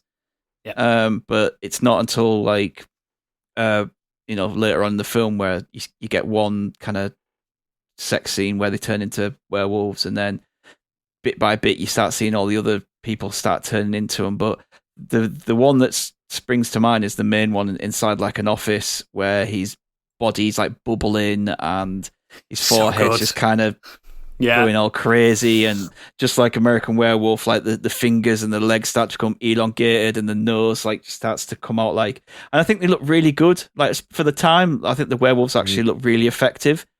What's really nice about that transformation is they obviously didn't have interestingly, they wanted Rick Baker, and he had to choose between that or American Werewolf, and they nearly had him at one point. Because they don't quite have the budget, they light it in a shadowy, you can see the bubbling and stuff, but he's also sort of half hidden in the light, and it gives this really, really creepy edge to it. It's fantastic. Yeah, and it would be so easy to kind of, have him fall behind a desk and then pop up as a werewolf. Like they used to do. Like, that would be terrible. Yeah. One hand coming on going, I'm a werewolf now. Yeah. But it's that, it's similar like to Demons, where you sit there and you watch and you actually see the teeth come out, and it pushes out the regular teeth, and you see you see the fingernails all kind of pop out, and the fingers elongate, and the body start to snap into place. And I just think that, combined with something like Fright Night, which also has its fair share of these amazing prosthetics and images. Fright Night is a 1985 film by Tom Holland. It's about a teenager who discovers that his new neighbor may or may not be a vampire. And who knows? It's kind of him trying to... I mean, it's obvious he is a vampire, but the whole story is obviously him trying to prove it, and he brings in this, like, television horror host to try and take him down and stuff, but it's so good. I only watched Fright Night for the first time last year on Craig's recommendation. I loved it, man. Fright Night was so good. Don't watch the remake. I've seen the remake. I didn't mind it, but when I was watching some scenes. I didn't get to watch Fright Night this week, but I was watching some scenes on YouTube, and then I was comparing it to the new one, and just like the death of the vampire, it's so gruesome, and he's melting away, and there's just goo and ooze and stuff, and then in the new one, they just kind of have him blow up in CGI, and it's just not the same. Do you know what I mean? The practical effects of Fright Night are so tactile and so there's got that great jump scare where she sort of pops up in the camera and she's got this massive mouth, hasn't she? Yeah. It's just so freaky. I'm so glad you watched it, because and the characters are just really funny. Vincent, what's his name? Mike, what's his Peter Vincent. Peter Vincent. He's so scared, and he's the expert, and he's the most scared one. The kid is so much braver. I remember when I was younger, I was a big Goonies fan, and my mates were like, "Watch Fright Night. It's like Goonies." No. I think they may have meant Monster House when they said that. Yeah. I still adore it, and I really disliked the remake. I just thought it lost all its soul in that remake. Yeah, a lot of them do though. Like that's what's lovely about these like 80s films. Yeah. I was originally going to choose this film and Nightmare on Elm Street Part 3, and I did actually rewatch that one. And it's not good, is it? No, just thinking nostalgia's really pulled me through this film, despite the fact that there are a lot of real great prosthetic works on that. I just think it kind of loses its way halfway through, whereas like Fright Night is just tops throughout the whole thing. And Evil Ed is just this horrible little kid who gets turned, and his transformation into the wolf and back, and like it for me, these films are completely pulled through by just the prosthetic work and all that. Do you know what works? We are double feature. You could watch them either in order. Yeah. It doesn't matter. You're gonna love them. Yeah, it's just like, man, I'm gonna go back through and start watching a lot of the 80s horrors with that kind of stuff. Do you know what I watched last night? House. Remember House? Oh, I love House. House 1, 2, 3 are a banging trilogy. House 3 is really good. Proper creature features, them ones. If you never watched them, Stig, get them. Yeah, I want to watch them, and there's a few others. I mean, like I've said this before, that Craig put me onto Demons, which, Demons is so fucked up. Like they're not. We know like they're not great films, are they? But it's they are so much fun, and again, the transformation into the demons is just incredible. Like it's weird and awful as well, just fingernails popping out of and stuff. Yeah. But yeah, the Howling and Fright Night just work perfectly as those classic monster features, as well as being like pure 80s horrors that I love. Yeah, excellent choice, Gadget. As a man, not a fan of horror. No, don't like horror films. I like horror games, but not really one for horror films. That's the weird thing about you. You like being in charge with horror, not being the passenger. Well, I don't really like horror novels either, or like horror fiction. It's like no, you like post-apocalyptic novels. Yeah. But like when it comes to horror, I like to be involved in it. I don't like to be a passive audience in it. Because you don't make those stupid mistakes. Well, yeah, exactly. Plus, sci-fi horror anyway. When it comes to video games, give me more Dead Space. Mm-hmm. Yes, please. But I racked my brains for this, and I found two, and they are, as you like oodles, tenuously linked. Perfect. And the tenuous link is low budget in a single location in the woods. Love it. Because we all love that one. The first one I'm going to talk about is actually, weirdly enough, the lower of the two budgets. Mm-hmm.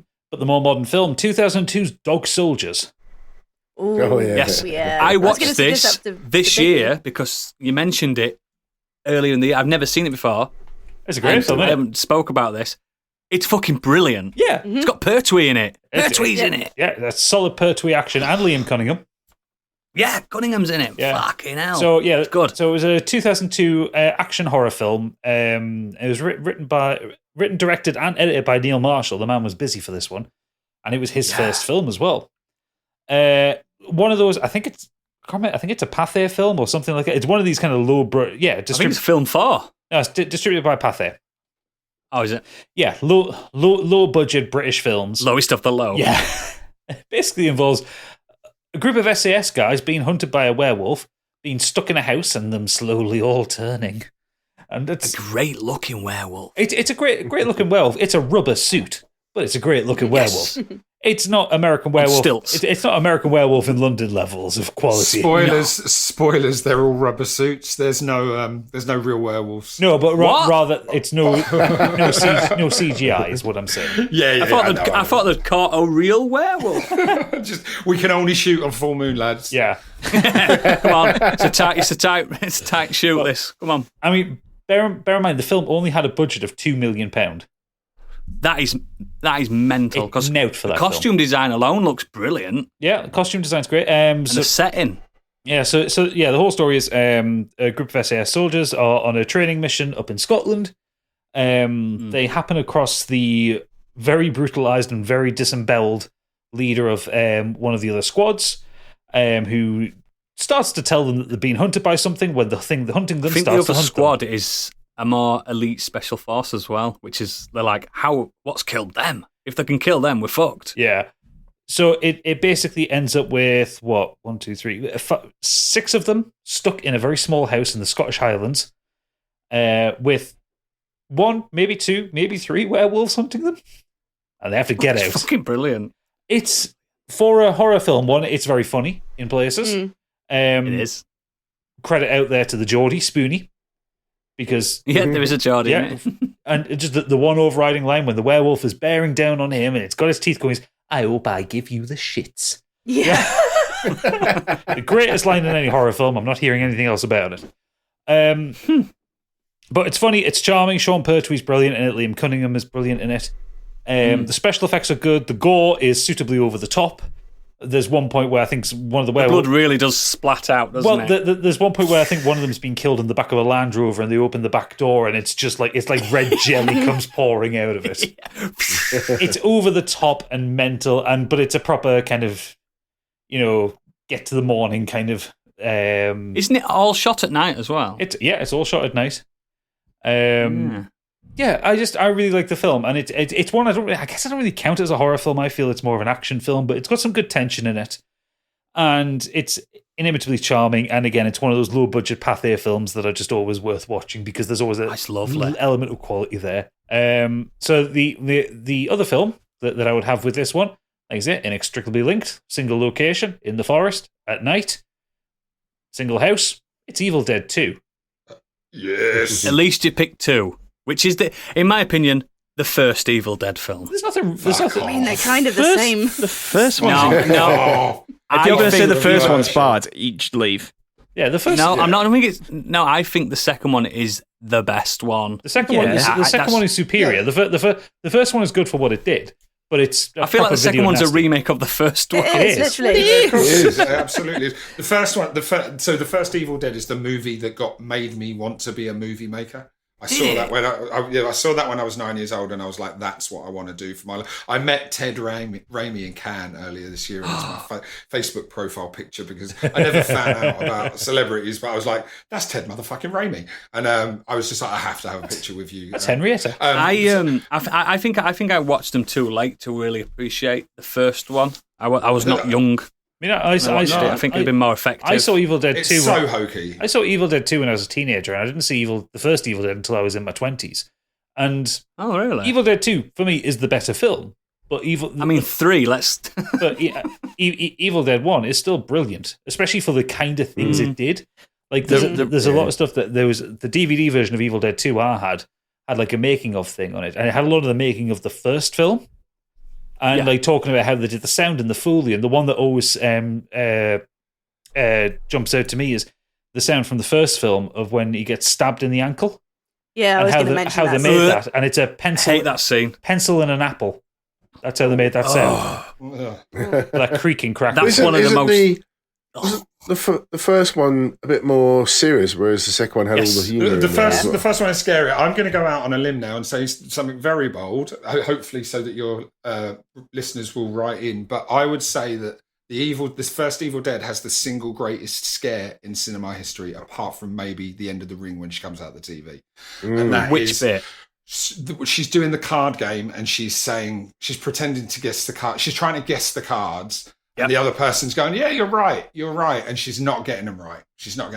And then suddenly something comes over her and she starts getting them right. And she's like, oh, this is weird. And then she keeps getting them right. Yeah. And then there's this like reverse violin string on across the soundtrack and it all goes into slow motion, but they didn't have the technology to shoot it in slow motion. So it's that shuddery 24 frames that's been sped up to 40 or slowed down to 48. And it gives us this shuddery feel. And she gets faster and faster and she's guessing them before the other person's even revealing them. 2 of spades, 9 of diamonds, Jack of clubs. And it gets eviler. And then she just flies into the sky and she's a zombie woman. And it's a great turn. I've never seen a better scare that's not a jump scare, it's a character-based moment.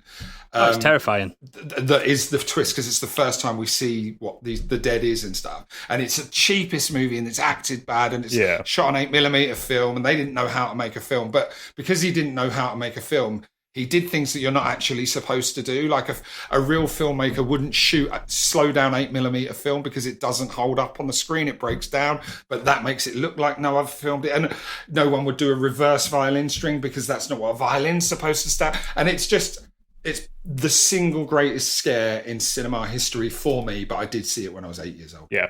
Well, so the Deadites look incredible anyway. Yeah. So Evil Dead 2, for those who haven't seen it, it is one of the classic 80s films. It is a remake of the original video nasty film that was Evil Dead. This one, as Craig was saying, the first one's kind of not really a very well-made film. It does excellent things, but it's a pretty poorly put together film.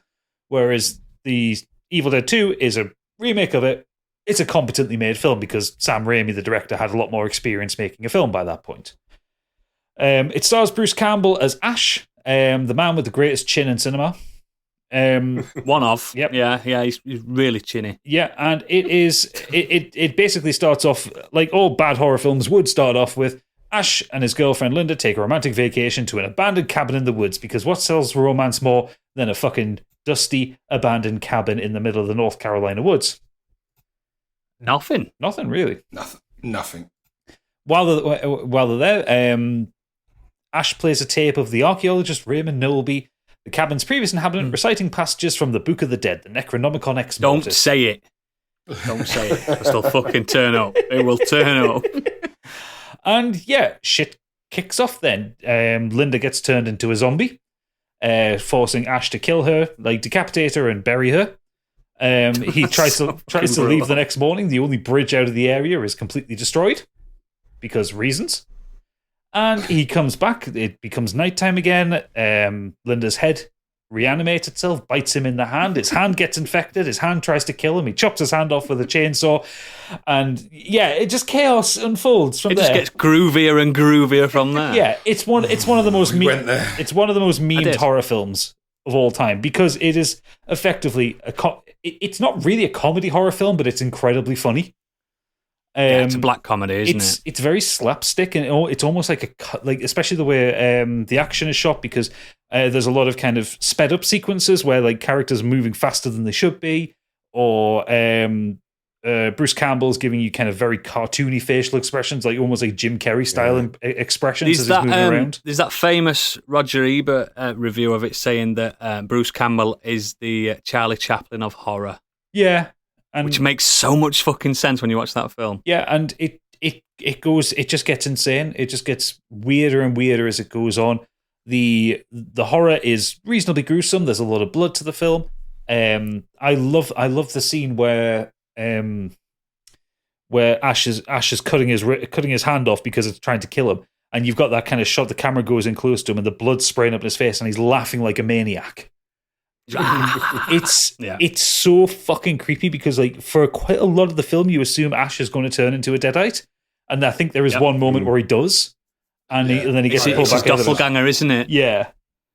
And then of course the film ends with the setup to Army of Darkness, which is cliffhanger. Which one of the strangest things, where to get rid of the Deadites, a portal is opened, and Ash and his Oldsmobile are thrown back to the medieval ages, where Ash is seen as the prophet to save them from the Deadites. I really dislike Army of Darkness. Why? Army of Darkness is great. It's camp fun. It's great. It's not horror, but it's camp as fuck. I'm with you. As Evil Dead and Evil Dead 2 are two of my favourite films, and and I was like, this is going to be one of the greatest trilogies of all time. And the third one has moments. It has some nice sequences, but it's so campy. It's so too much. It's way too much. That's why it's not marketed as Evil Dead 3. Marketed as Army of Darkness. But I bet when they were filming it was supposed to be. The studio probably made the decision because it doesn't quite hit but Evil Dead 2 is just brilliant. And again, it's really funny and it's really fast moving, but then when it has its moments, like when he goes down into the cellar, it's genuinely scary. Yeah.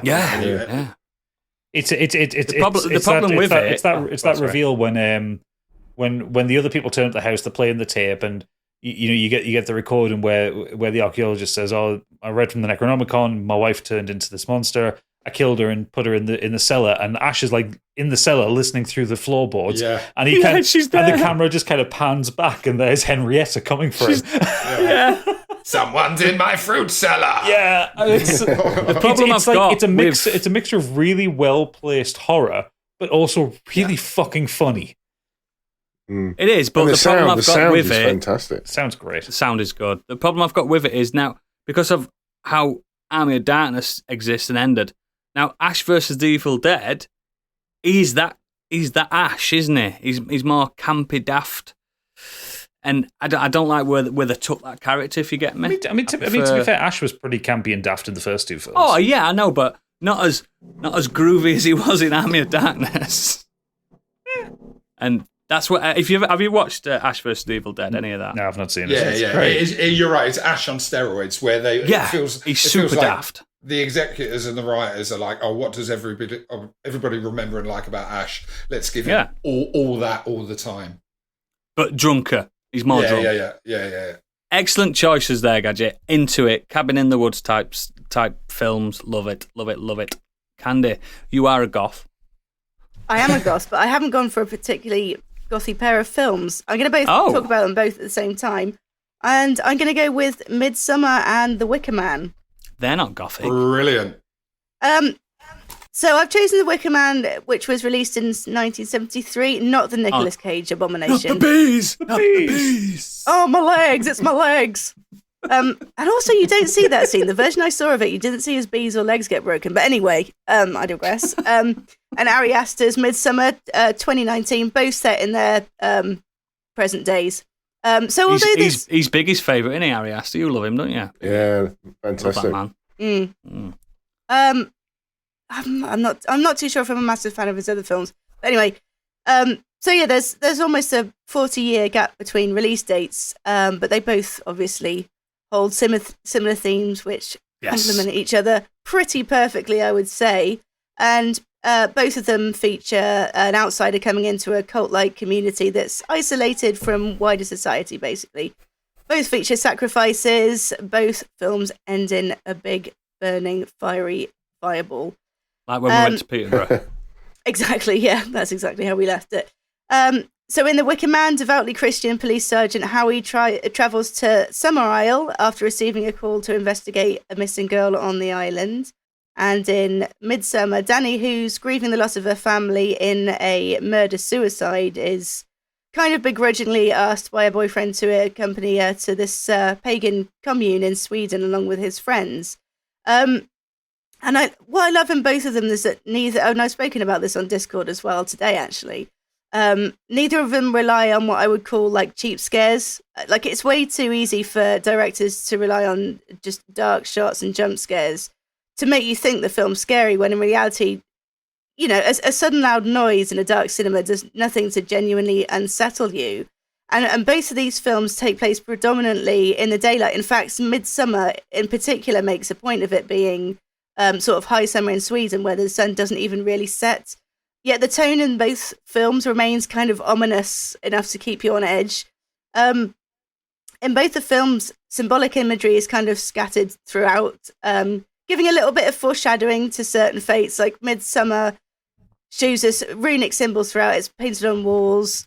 That's shown from a bird's eye view in terms of how the tables are set out. And at one point, it literally shows us the fate of one of the characters, and I won't spoil anything, but it does involve a sprinkling of pubic hair. Here's I'm going to reveal. I've never watched Midsommar, and I know everyone says really it's brilliant, and I've never watched it. I've just never got around to it. It is very good. So Wicker Man as well. Paganistic sun flags are used throughout the backdrop of the Wicker Man Summer Isle. At one scene as well, it has the Christian sergeant questioning why the symbol of the phallus is being explained during a school class. And ultimately, like, both films are about ritualistic sacrifice, and I can't really get into the finer points of it without spoiling it. Although I suspect probably most people by now know what happens in The Wicker Man, or at the end of the Wicker Man. It's kind of spoiled on the DVD cover. I was going to say it's one of the most iconic images in cinema as well. And like you said, it's on the cover. You kind of know what's going to go down. The Iron Maiden Wicker Man song video, it spoils the whole film in that as well. Exactly. Which is weird because the song has nothing to do with the film. It's got nothing to do with the film. It's so weird, isn't it? They do that. What, the Wicker Man? Yeah, the Wicker Man. Of course it has. I've got a lot to say on this subject. I mean, so just so you know, horror would be my mastermind specialist subject, which is why I'm talking so much. But first of all, I'd like to ask you, because Wicker Man is probably in my top 25 all-time favourite movies. It's without a doubt in my top 10, I think. Yes. Where's the remake? Is that in your top? It's in my top 25 worst movies of all time. Yeah, absolutely, without question. The bees. But the video cut down of it on YouTube is in my top five favourite YouTube videos of just the highlights of him roundhouse kicking young women in the face. I was going to ask you, because Wicker Man is one of those ones that I always think might not have held up because it's so old, and you're a younger generation, and Midsummer's very modern, and I wanted to ask you which you prefer. Oh, that's a very You're good on the question. spot. I would say, for me, it's the Wicker Man, but then I appreciate Christopher Lee so hard in that film. I appreciate him anyway. I think as well, being British as well, you can relate to it just a little bit more easily than you can sort of a Swedish, Americans travelling to Sweden as well. Like Summerisle, it's an island off Scotland, isn't it? And they're speaking with British accents and everything, and it is believable to think that an island, even now, like some of the Isles of Jersey and everything, they do seem very old fashioned. So I think when I leave Yorkshire, I feel like everyone around me could potentially become a Wicker Man cult. So a couple of things is, first of all, obviously, so they're pagans, and they have a god that they sacrifice sheep and chickens and stuff to, so that their crops will be good next year. Yeah. And their crops have failed the crops are repeatedly failing more and more and more. Lord Summerisle looks like he's going to lose his seat at the table if he doesn't deliver the crops. So he comes up with this plan to sacrifice a good, human, virtuous virgin, as you always have to do in pagans. So he brings the officer, I can't remember, Edward Woodward. What the cop's name is, but he brings him Howie. Howie over the.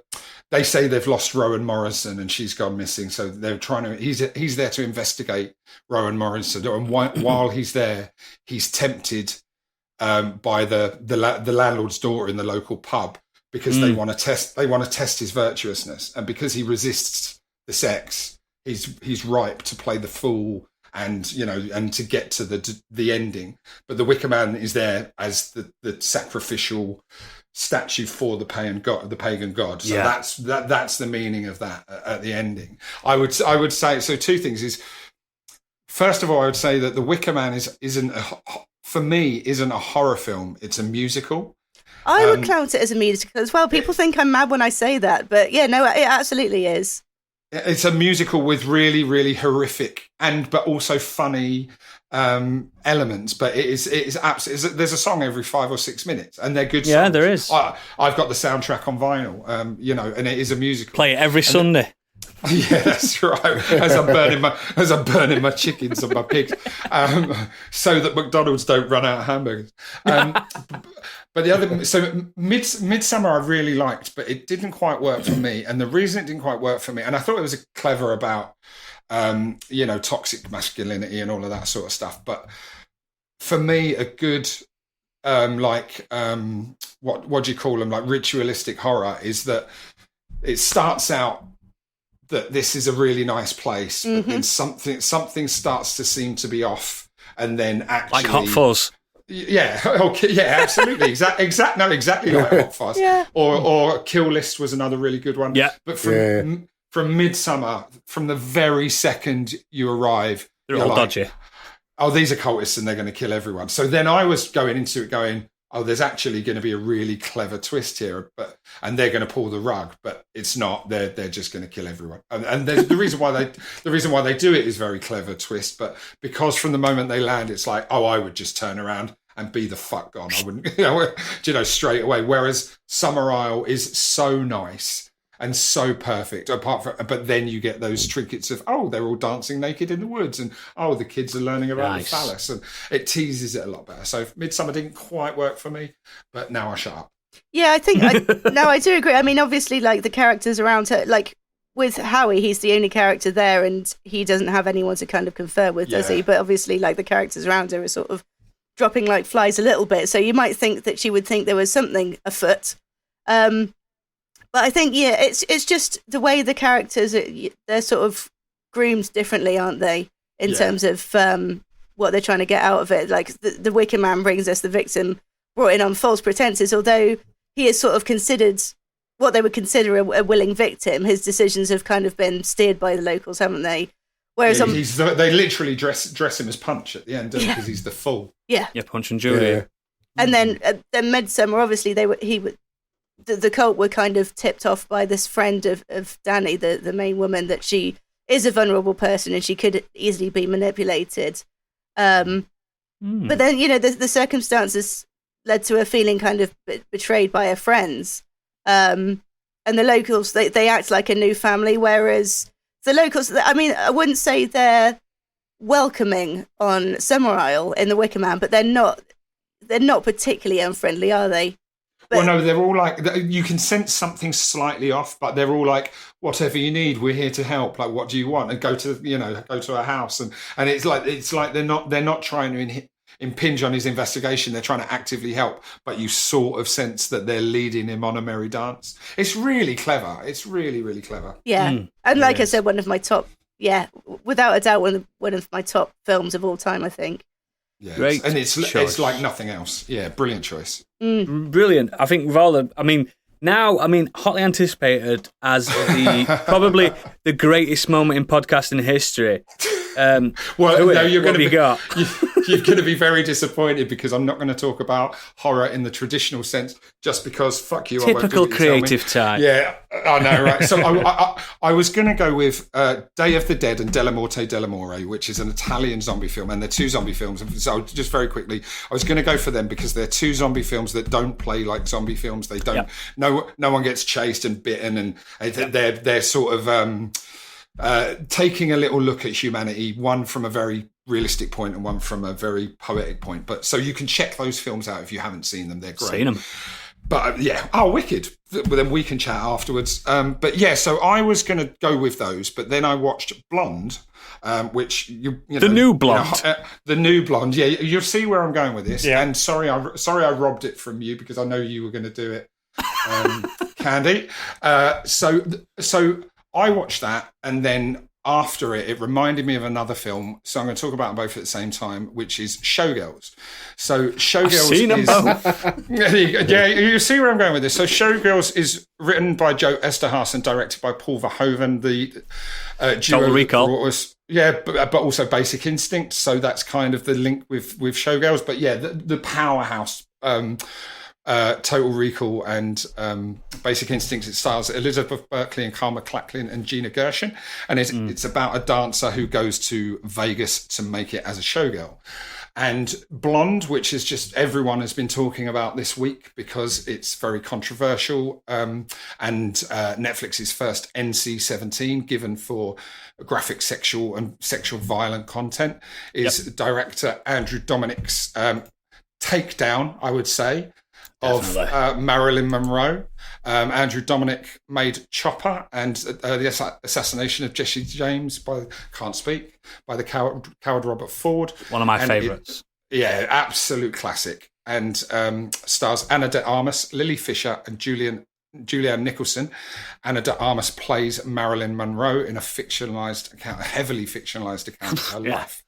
Now, so, you can't, if you're into film, you can't have missed this in the news this week. And Ana de Armas is absolutely stunning in it. She gives an incredible performance in what I think is hot garbage. It's not good, is it? No, it's really not. It's really not. And we'll go into why I think these are horror films in a second. Showgirls isn't a good film either. And it's arguable that Elizabeth Berkeley isn't amazing in it, but it was her debut feature and probably only feature that ever hit cinemas. And she was a TV actress, but she gives it her all. She really throws herself into the role. She does. She got big onto Hallmark films after that. Yeah, exactly. Because it was such a widely derided movie. Now, so I watched Blonde, and it's so nasty, and it overlooks any of the real successes or wonderful qualities, her intelligence and her wit, and her business nuance of the woman, and just concentrates on her victimization. And it feels to me like, and it's the same with Showgirls, the woman is just treated to a litany of misogyny and rape and humiliation, but just eagerly keeps trying, doesn't slap anyone in the face and goes home and gets a better job, or does take sort of agency, and as Marilyn Monroe does.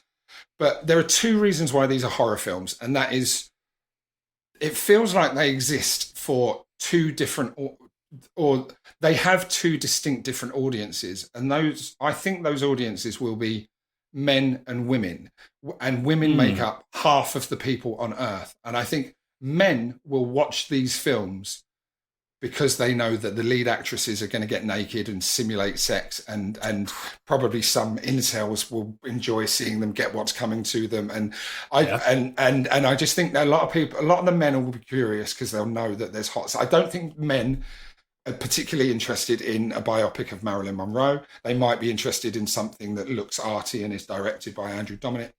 And I think women will watch it, in the majority, I don't want to speak for all women, and be horrified, and might recognise things that they've gone through in their actual life. So genuine, and I think it will be triggering for a lot of women. And I don't know many women who've got to the end of it. I don't actually know many men who've got to the end of Blonde. I thought it was just so... I started watching so mean. I started watching it with my wife this week, and she couldn't finish it. No, exactly. So for a lot of women, and people who, men get victimised with sexual assault or narcissism in the workplace, or made to do things that they don't want to do. I think it's going to be true horror for a lot of women, and I think it's going to be, and a lot of women who could get through Eden Lake very easily, but won't be able to get through this. But the other thing is, I think it's horrific for these lead actresses who not only gave absolutely, like Ana de Armas gives everything to this role. She spent months and months and months. You forget it's her, don't you? Yeah, completely. She's got the voice down pat. She's got the movements down pat. Her emotions are banging. But she's also made to do things, and same with Elizabeth Berkley, that no lead actor of her stature would be asked to do in a Netflix film. She fillets the camera lens at one point on her hands. Oh, Gadget! It's worse than you can think. Ooh. It's so NC-17 isn't given lightly to American films. Yeah, because it's normally R when it's like an 18-rated film over here. Yeah, exactly. This is like softcore shit. It's softcore shit, but it is really. So it felt to me like, and not only do they give everything to their roles, but they give everything to their roles in bad films. Yes, and that's really unfair. If you give everything to your role and it's an Oscar-winning film and it's written with care, and this film doesn't even respect Marilyn Monroe. The things that happened to her in this film, it's as if they hated her. Yeah, but they didn't actually happen to Marilyn Monroe. It's based on a book that is completely made up. So it's like you've taken a real woman, then you've got a real woman to make fake scenarios that make real women triggered. So what are your goals? What are you trying to achieve in this other than actual shock? And that's... Have you... sorry, Joe Craig. Have you read the Sight and Sound interview with Andrew Dominic about this? No, but I've read and heard clips where he's like, "This is a masterpiece. I don't care." He's stomping about. He's been stomping around the internet saying, "This is true art." Yeah, that interview. We had a bit of a discussion on our Discord today. He fucking hates women. The man's a massive cunt. But there's one quote that I found in the interview, which is the question that was asked was like, do you think the film does much to unpack or reverse the idea of Marilyn Monroe being crazy or difficult? And he has a bit of a rambling answer, and then the interviewer asks him to elaborate on it. And he says, and this is the quote, well, she was a strange sex symbol because she doesn't have to die at the end of her films like Barbara Stanwyck or Rita Hayworth did. But she had, she had to be a little baby. So when she sings Diamonds Are a Girl's Best Friend, it's like, is that sisterly advice? Quote, if you're going to fuck, make sure you get paid, end quote. Or is it just romanticized whoredom? Like, the guy is horrible. Wow. I mean, the thing is, though, this movie going on Netflix, I guess there's still going to be people that are going to watch it. So is it going to, it's not going to like exactly fail as a movie, is it? If you watch it's on a streaming service. If you put Netflix on and watch the trailer to this film, it's not what the film is. No. You would have no idea. If you hadn't seen the press and you saw that trailer, you'd be like, oh, they've made a biopic of Marilyn Monroe. Which is exactly what I did. Yeah, and what did you think of it as a woman? I found it very difficult to watch, and I had to watch it in 2 parts. And it's certainly, especially the second, the first half was difficult to watch, and that was nothing compared to the second half. Second half is just, it was just fucking hell. And my wife had to watch. She said, I'm not finishing it. I finished it out of stubbornness. Yeah. I got no gratification from this film. I need to put that across. I think it's a disgusting film. It should. I mean, I don't believe in censorship in any form, but it should be seen as the hot trash that it is. And I just figured that with 6 of us, we're talking about vampire movies and werewolf movies and house. I thought, how can I? And I went back and watched Showgirls afterwards, and it's exactly the same. It's just like true horror, isn't it? It's true horror. It's just the actress is given a role in a bad film made by men who don't like women. Yeah, it's sad as well. The meta score for it's as high as 49. I think I have a problem. I mean, not just the problem with like the content of what will be in the film. I'm not going to watch it. I'm going at a principle. I'm not. But I think the biggest problem I have with it is that this is a dead woman, and they're fictionalizing a version of her life. Like there are films with horrible shit in that can be triggering for people, regardless. But they're based on fictional people. It's original characters. This woman existed. Mm-hmm. She was real. She had feelings. Mate, the problem with the film is they don't respect the person that existed. No, but he's already said in the interview that he doesn't. Pretty much in the interview, he pretty much said he doesn't care. Yeah, I think not so many words, but that's how it comes across anyway. But it does fit the remit to it, and I think you've brought out valid points that did need discussion, and I do thank you for that. But out of all our double features, don't watch them too. True horror, actual horror. Yeah. Excellent. So on a lighter note, our listeners, please tell me they aren't bring things up like this. No. They brought up some classic things which will just give you a nice little shock and won't make you feel sick to your stomach. So we'll start with Xenos, saying I don't have much feedback for this one. I don't really do horror films. But in a general sense, probably Pan's Labyrinth. I had to watch it for A-level Spanish. In terms of how I felt about the time was when I was 7. Someone copied this in wrong. I'm just lost in what he's written. In terms of how I felt about the time, and then it just goes, when I was about 7, I pestered my mum to let me watch a Star Wars film, and she rented a copy of one of them from the shop near us. It had not been rewound and started in the Rancor pit scene under Jabba's palace. I know it's not actually supposed to be scary, but I've never actually bothered to watch the films because of that experience. All right then. It's funny what scares kids, isn't it? When it's supposed to be like a non-scary film. Like I remember watching Charlie and the Chocolate Factory, which it's not supposed to be a scary film, and it wasn't the boat scene. We have no way of knowing where this boat is going. I was all right with that. It was when she turned into a blueberry. The fucking chicken head's being cut off. I didn't get that far. That's in the boat scene. Do you know what film scared me as a kid? And it's a family film. The film Teen Wolf. Do you know when at the beginning when he's playing basketball and they all huddle him and he goes and he comes out as a scary wolf, but he's not even scary. He's just a man. It's like Robin Williams' arms. You know what I mean? I couldn't watch Teen Wolf as a kid, man. It's a fucking kids' film. So a good double bill for, well, not if you don't like horror films, but The Devil's Backbone, which was also Guillermo del Toro before Pan's Labyrinth, which is very well made. It's quite nasty in places, but it's not necessarily more of a spooky horror, but with quite gory moments. But it's a very good film. I do really like Pan's Labyrinth. It's not an especially scary film, but it's got a lot of this like fantasy horror elements. Themed, isn't it? That Del Toro is so good at. I found it quite horrific when I saw it. Actually, I would say that it was very. It scary. gave me nightmares. Yeah. I went to cinema to see it. I came home and had the same nightmare. I found the Nazi stuff more horrific than the actual monsters. That's what I mean. It wasn't even a fantasy. So do I. I mean, this guy, he's scary. What, you mean Mitch McConnell? That's the guy. Yeah. Anyway, moving on. Lee Davies has said, I'm going to say Evil Dead 2 and American Werewolf in London. I'm not really into scary films, so I've picked two of the more comedic end of the scale. They're both films from the 80s, which is probably the golden era of horror movies, at least for my tastes. He's clarified that for you, Craig. Evil Dead 2 is in my top 10 movies of all time. Well worth it. I've watched it so many times. Bruce Campbell is on excellent form in this with a number of iconic lines.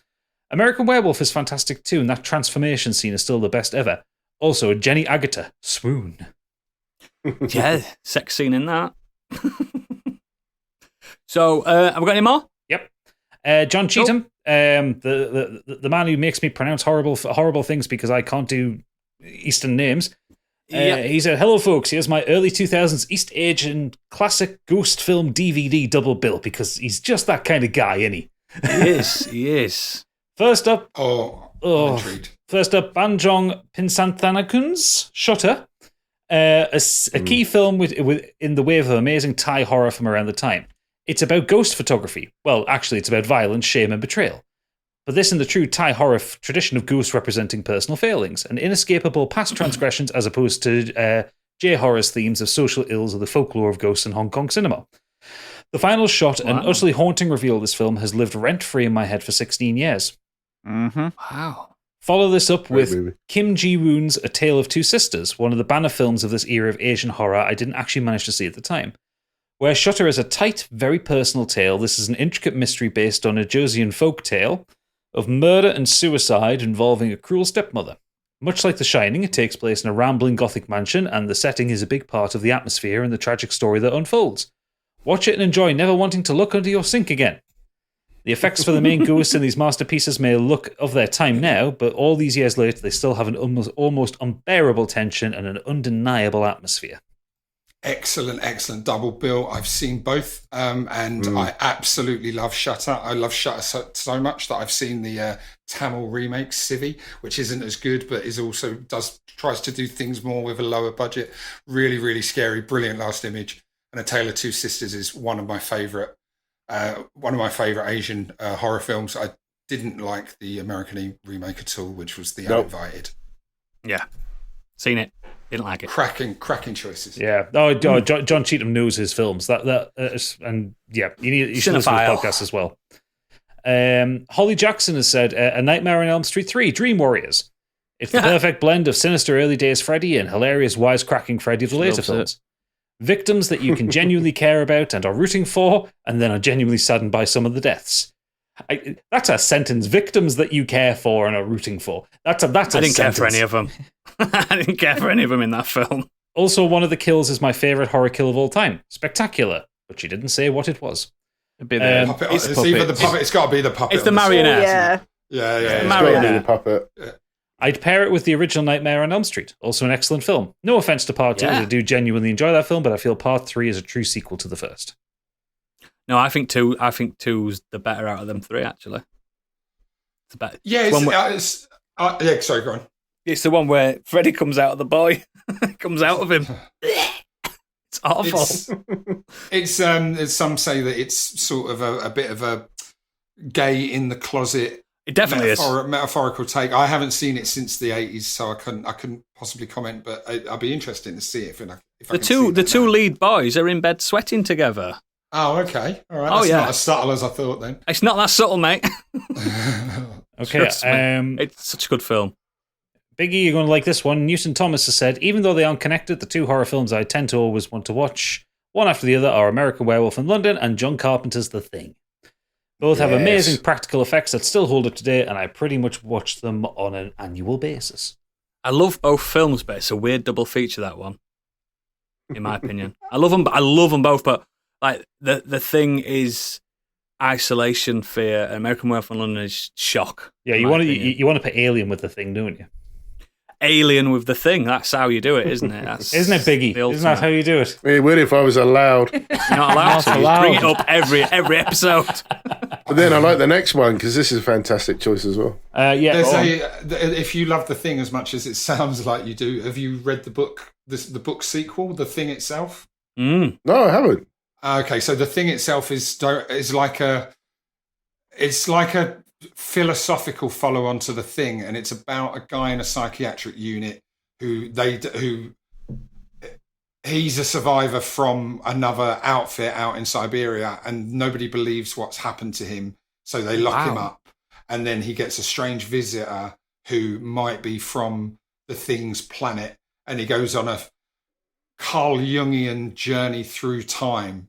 That's badass. Where every element of his journey explains one more of Carl Jung's philosophical theories, but through the universe of The Thing. It's one of the weirdest books, and it's only sort of slightly tied into The Thing, but I'm banging to it. I've read it 10 times. It's absolutely brilliant. Wow. Noted. Okay, add that to your Christmas list. Last up, we have Björk Pruschmeiser, who said, I've done the Ari Aster double bill a few times now. First Midsummer while it's still bright outside, then Hereditary when it's dark. I love his style and the way he uses human stories of grief as horror elements. I think it works particularly well with the day and night settings, as Midsummer is so bright and everything happens in daylight, and Hereditary is such a contrast because a lot of it is so dark and cold. Yeah, I get that as a double bill. Hereditary just didn't hit for me. Especially up until the end. It goes crazy at the end, doesn't it? Yeah, the end's what ruined it for me. Yeah, that's what I mean. Ruined it for me as well. I mean, I like it. I appreciate it. You're just a big Ari Aster stan, that's why. The famous scene halfway through, and that kind of lost me, but I stuck with it. And then it was the final scene. I'm like, oh, for fuck's sake, no. It's the build-up. If you have to watch Hereditary a couple of times to appreciate the build-up to the ending. The build-up's great, but what it builds up to that are shown throughout the movie. Crap. There's a lot of stuff in the background that you might miss. It's very good. I love it. I think it's very cool. Thank you for that feedback, listeners. So, as always, links to all our extracurricular activities are in the show notes and at modernescapism.co.uk. And please consider becoming a patron to help support our endeavour. Next week, Candy will be issuing us all homework, I believe. Do you care to elaborate? I've got some crackers for you. So, like you said, I'm setting you all homework. I have chosen, and I'm going to reveal this in the green room in a minute. Yep. I have chosen a film for you to watch each, and then we will discuss it next week. And it's not just any film. It's a horror film, and they are all campy as fuck. So buckle in. Shit, in other words. Can't wait for that. If you're a patron, you'll get to hear what she's picked for us. So before we go into the patron segment, Tuohy, you are welcome to join us in the green room if you'd like to see it. I need to be at work tomorrow, so I will leave it there. But I might stay in. Can I see it rather than stay? What am I looking at? We'll send you photos of it. Thank you very much. Cheers. But before we do lose you, you've got a few minutes to plug your wares, mate. Come on, sell yourself. Thank you very much. So thank you. I'm a filmmaker. I've just written and directed my first feature film, which is a cabin in the woods film. It's called Unloved Ones. It's not a horror. It's a thriller. It's a home invasion movie to a family. A family is taken hostage, which is your standard setup for a home invasion movie. But they're taken hostage, and rather than being tortured, the hostage takers make the family torture them. Ooh. And you don't really understand what's going on, but slowly we reveal what the reasons are before we hopefully pull the rug out from under you and give you a nice big twist ending. It stars Jamie Winston, Ray Winston's daughter. We're just finishing post-production now, so it should be with you on one of the streaming services early in the new year. Then I am also a creative producer on a virtual reality video game called Orbits that is pretty much done now. So we're just working out when it will appear on the Quest store. There's a bit of a waiting list on that store. You can't just grab a spot. So probably in the next 6 to 9 months. But I'm not going to we haven't revealed that yet. We'll probably be revealing it at E3 or something like that. So I can't say anything about that yet. But so thank you. You can check out my IMDb page if you just Google me, if you can ever work out how to spell my surname. So thank you for that little plug. Excellent. Thank you so much for being a guest and adding some expert opinions on our picks as well, and for a great conversation. But we're going to let you go now because we've got to do some paywall shit. If you are not a patron subscriber, you're going to miss the after party. But for everyone else, this has been a podcast. Thank you very much, Mr. Craig Tuohy. Good night, everybody. Cheers. See you, Craig. Thank you. Bye-bye. Thanks, Ray.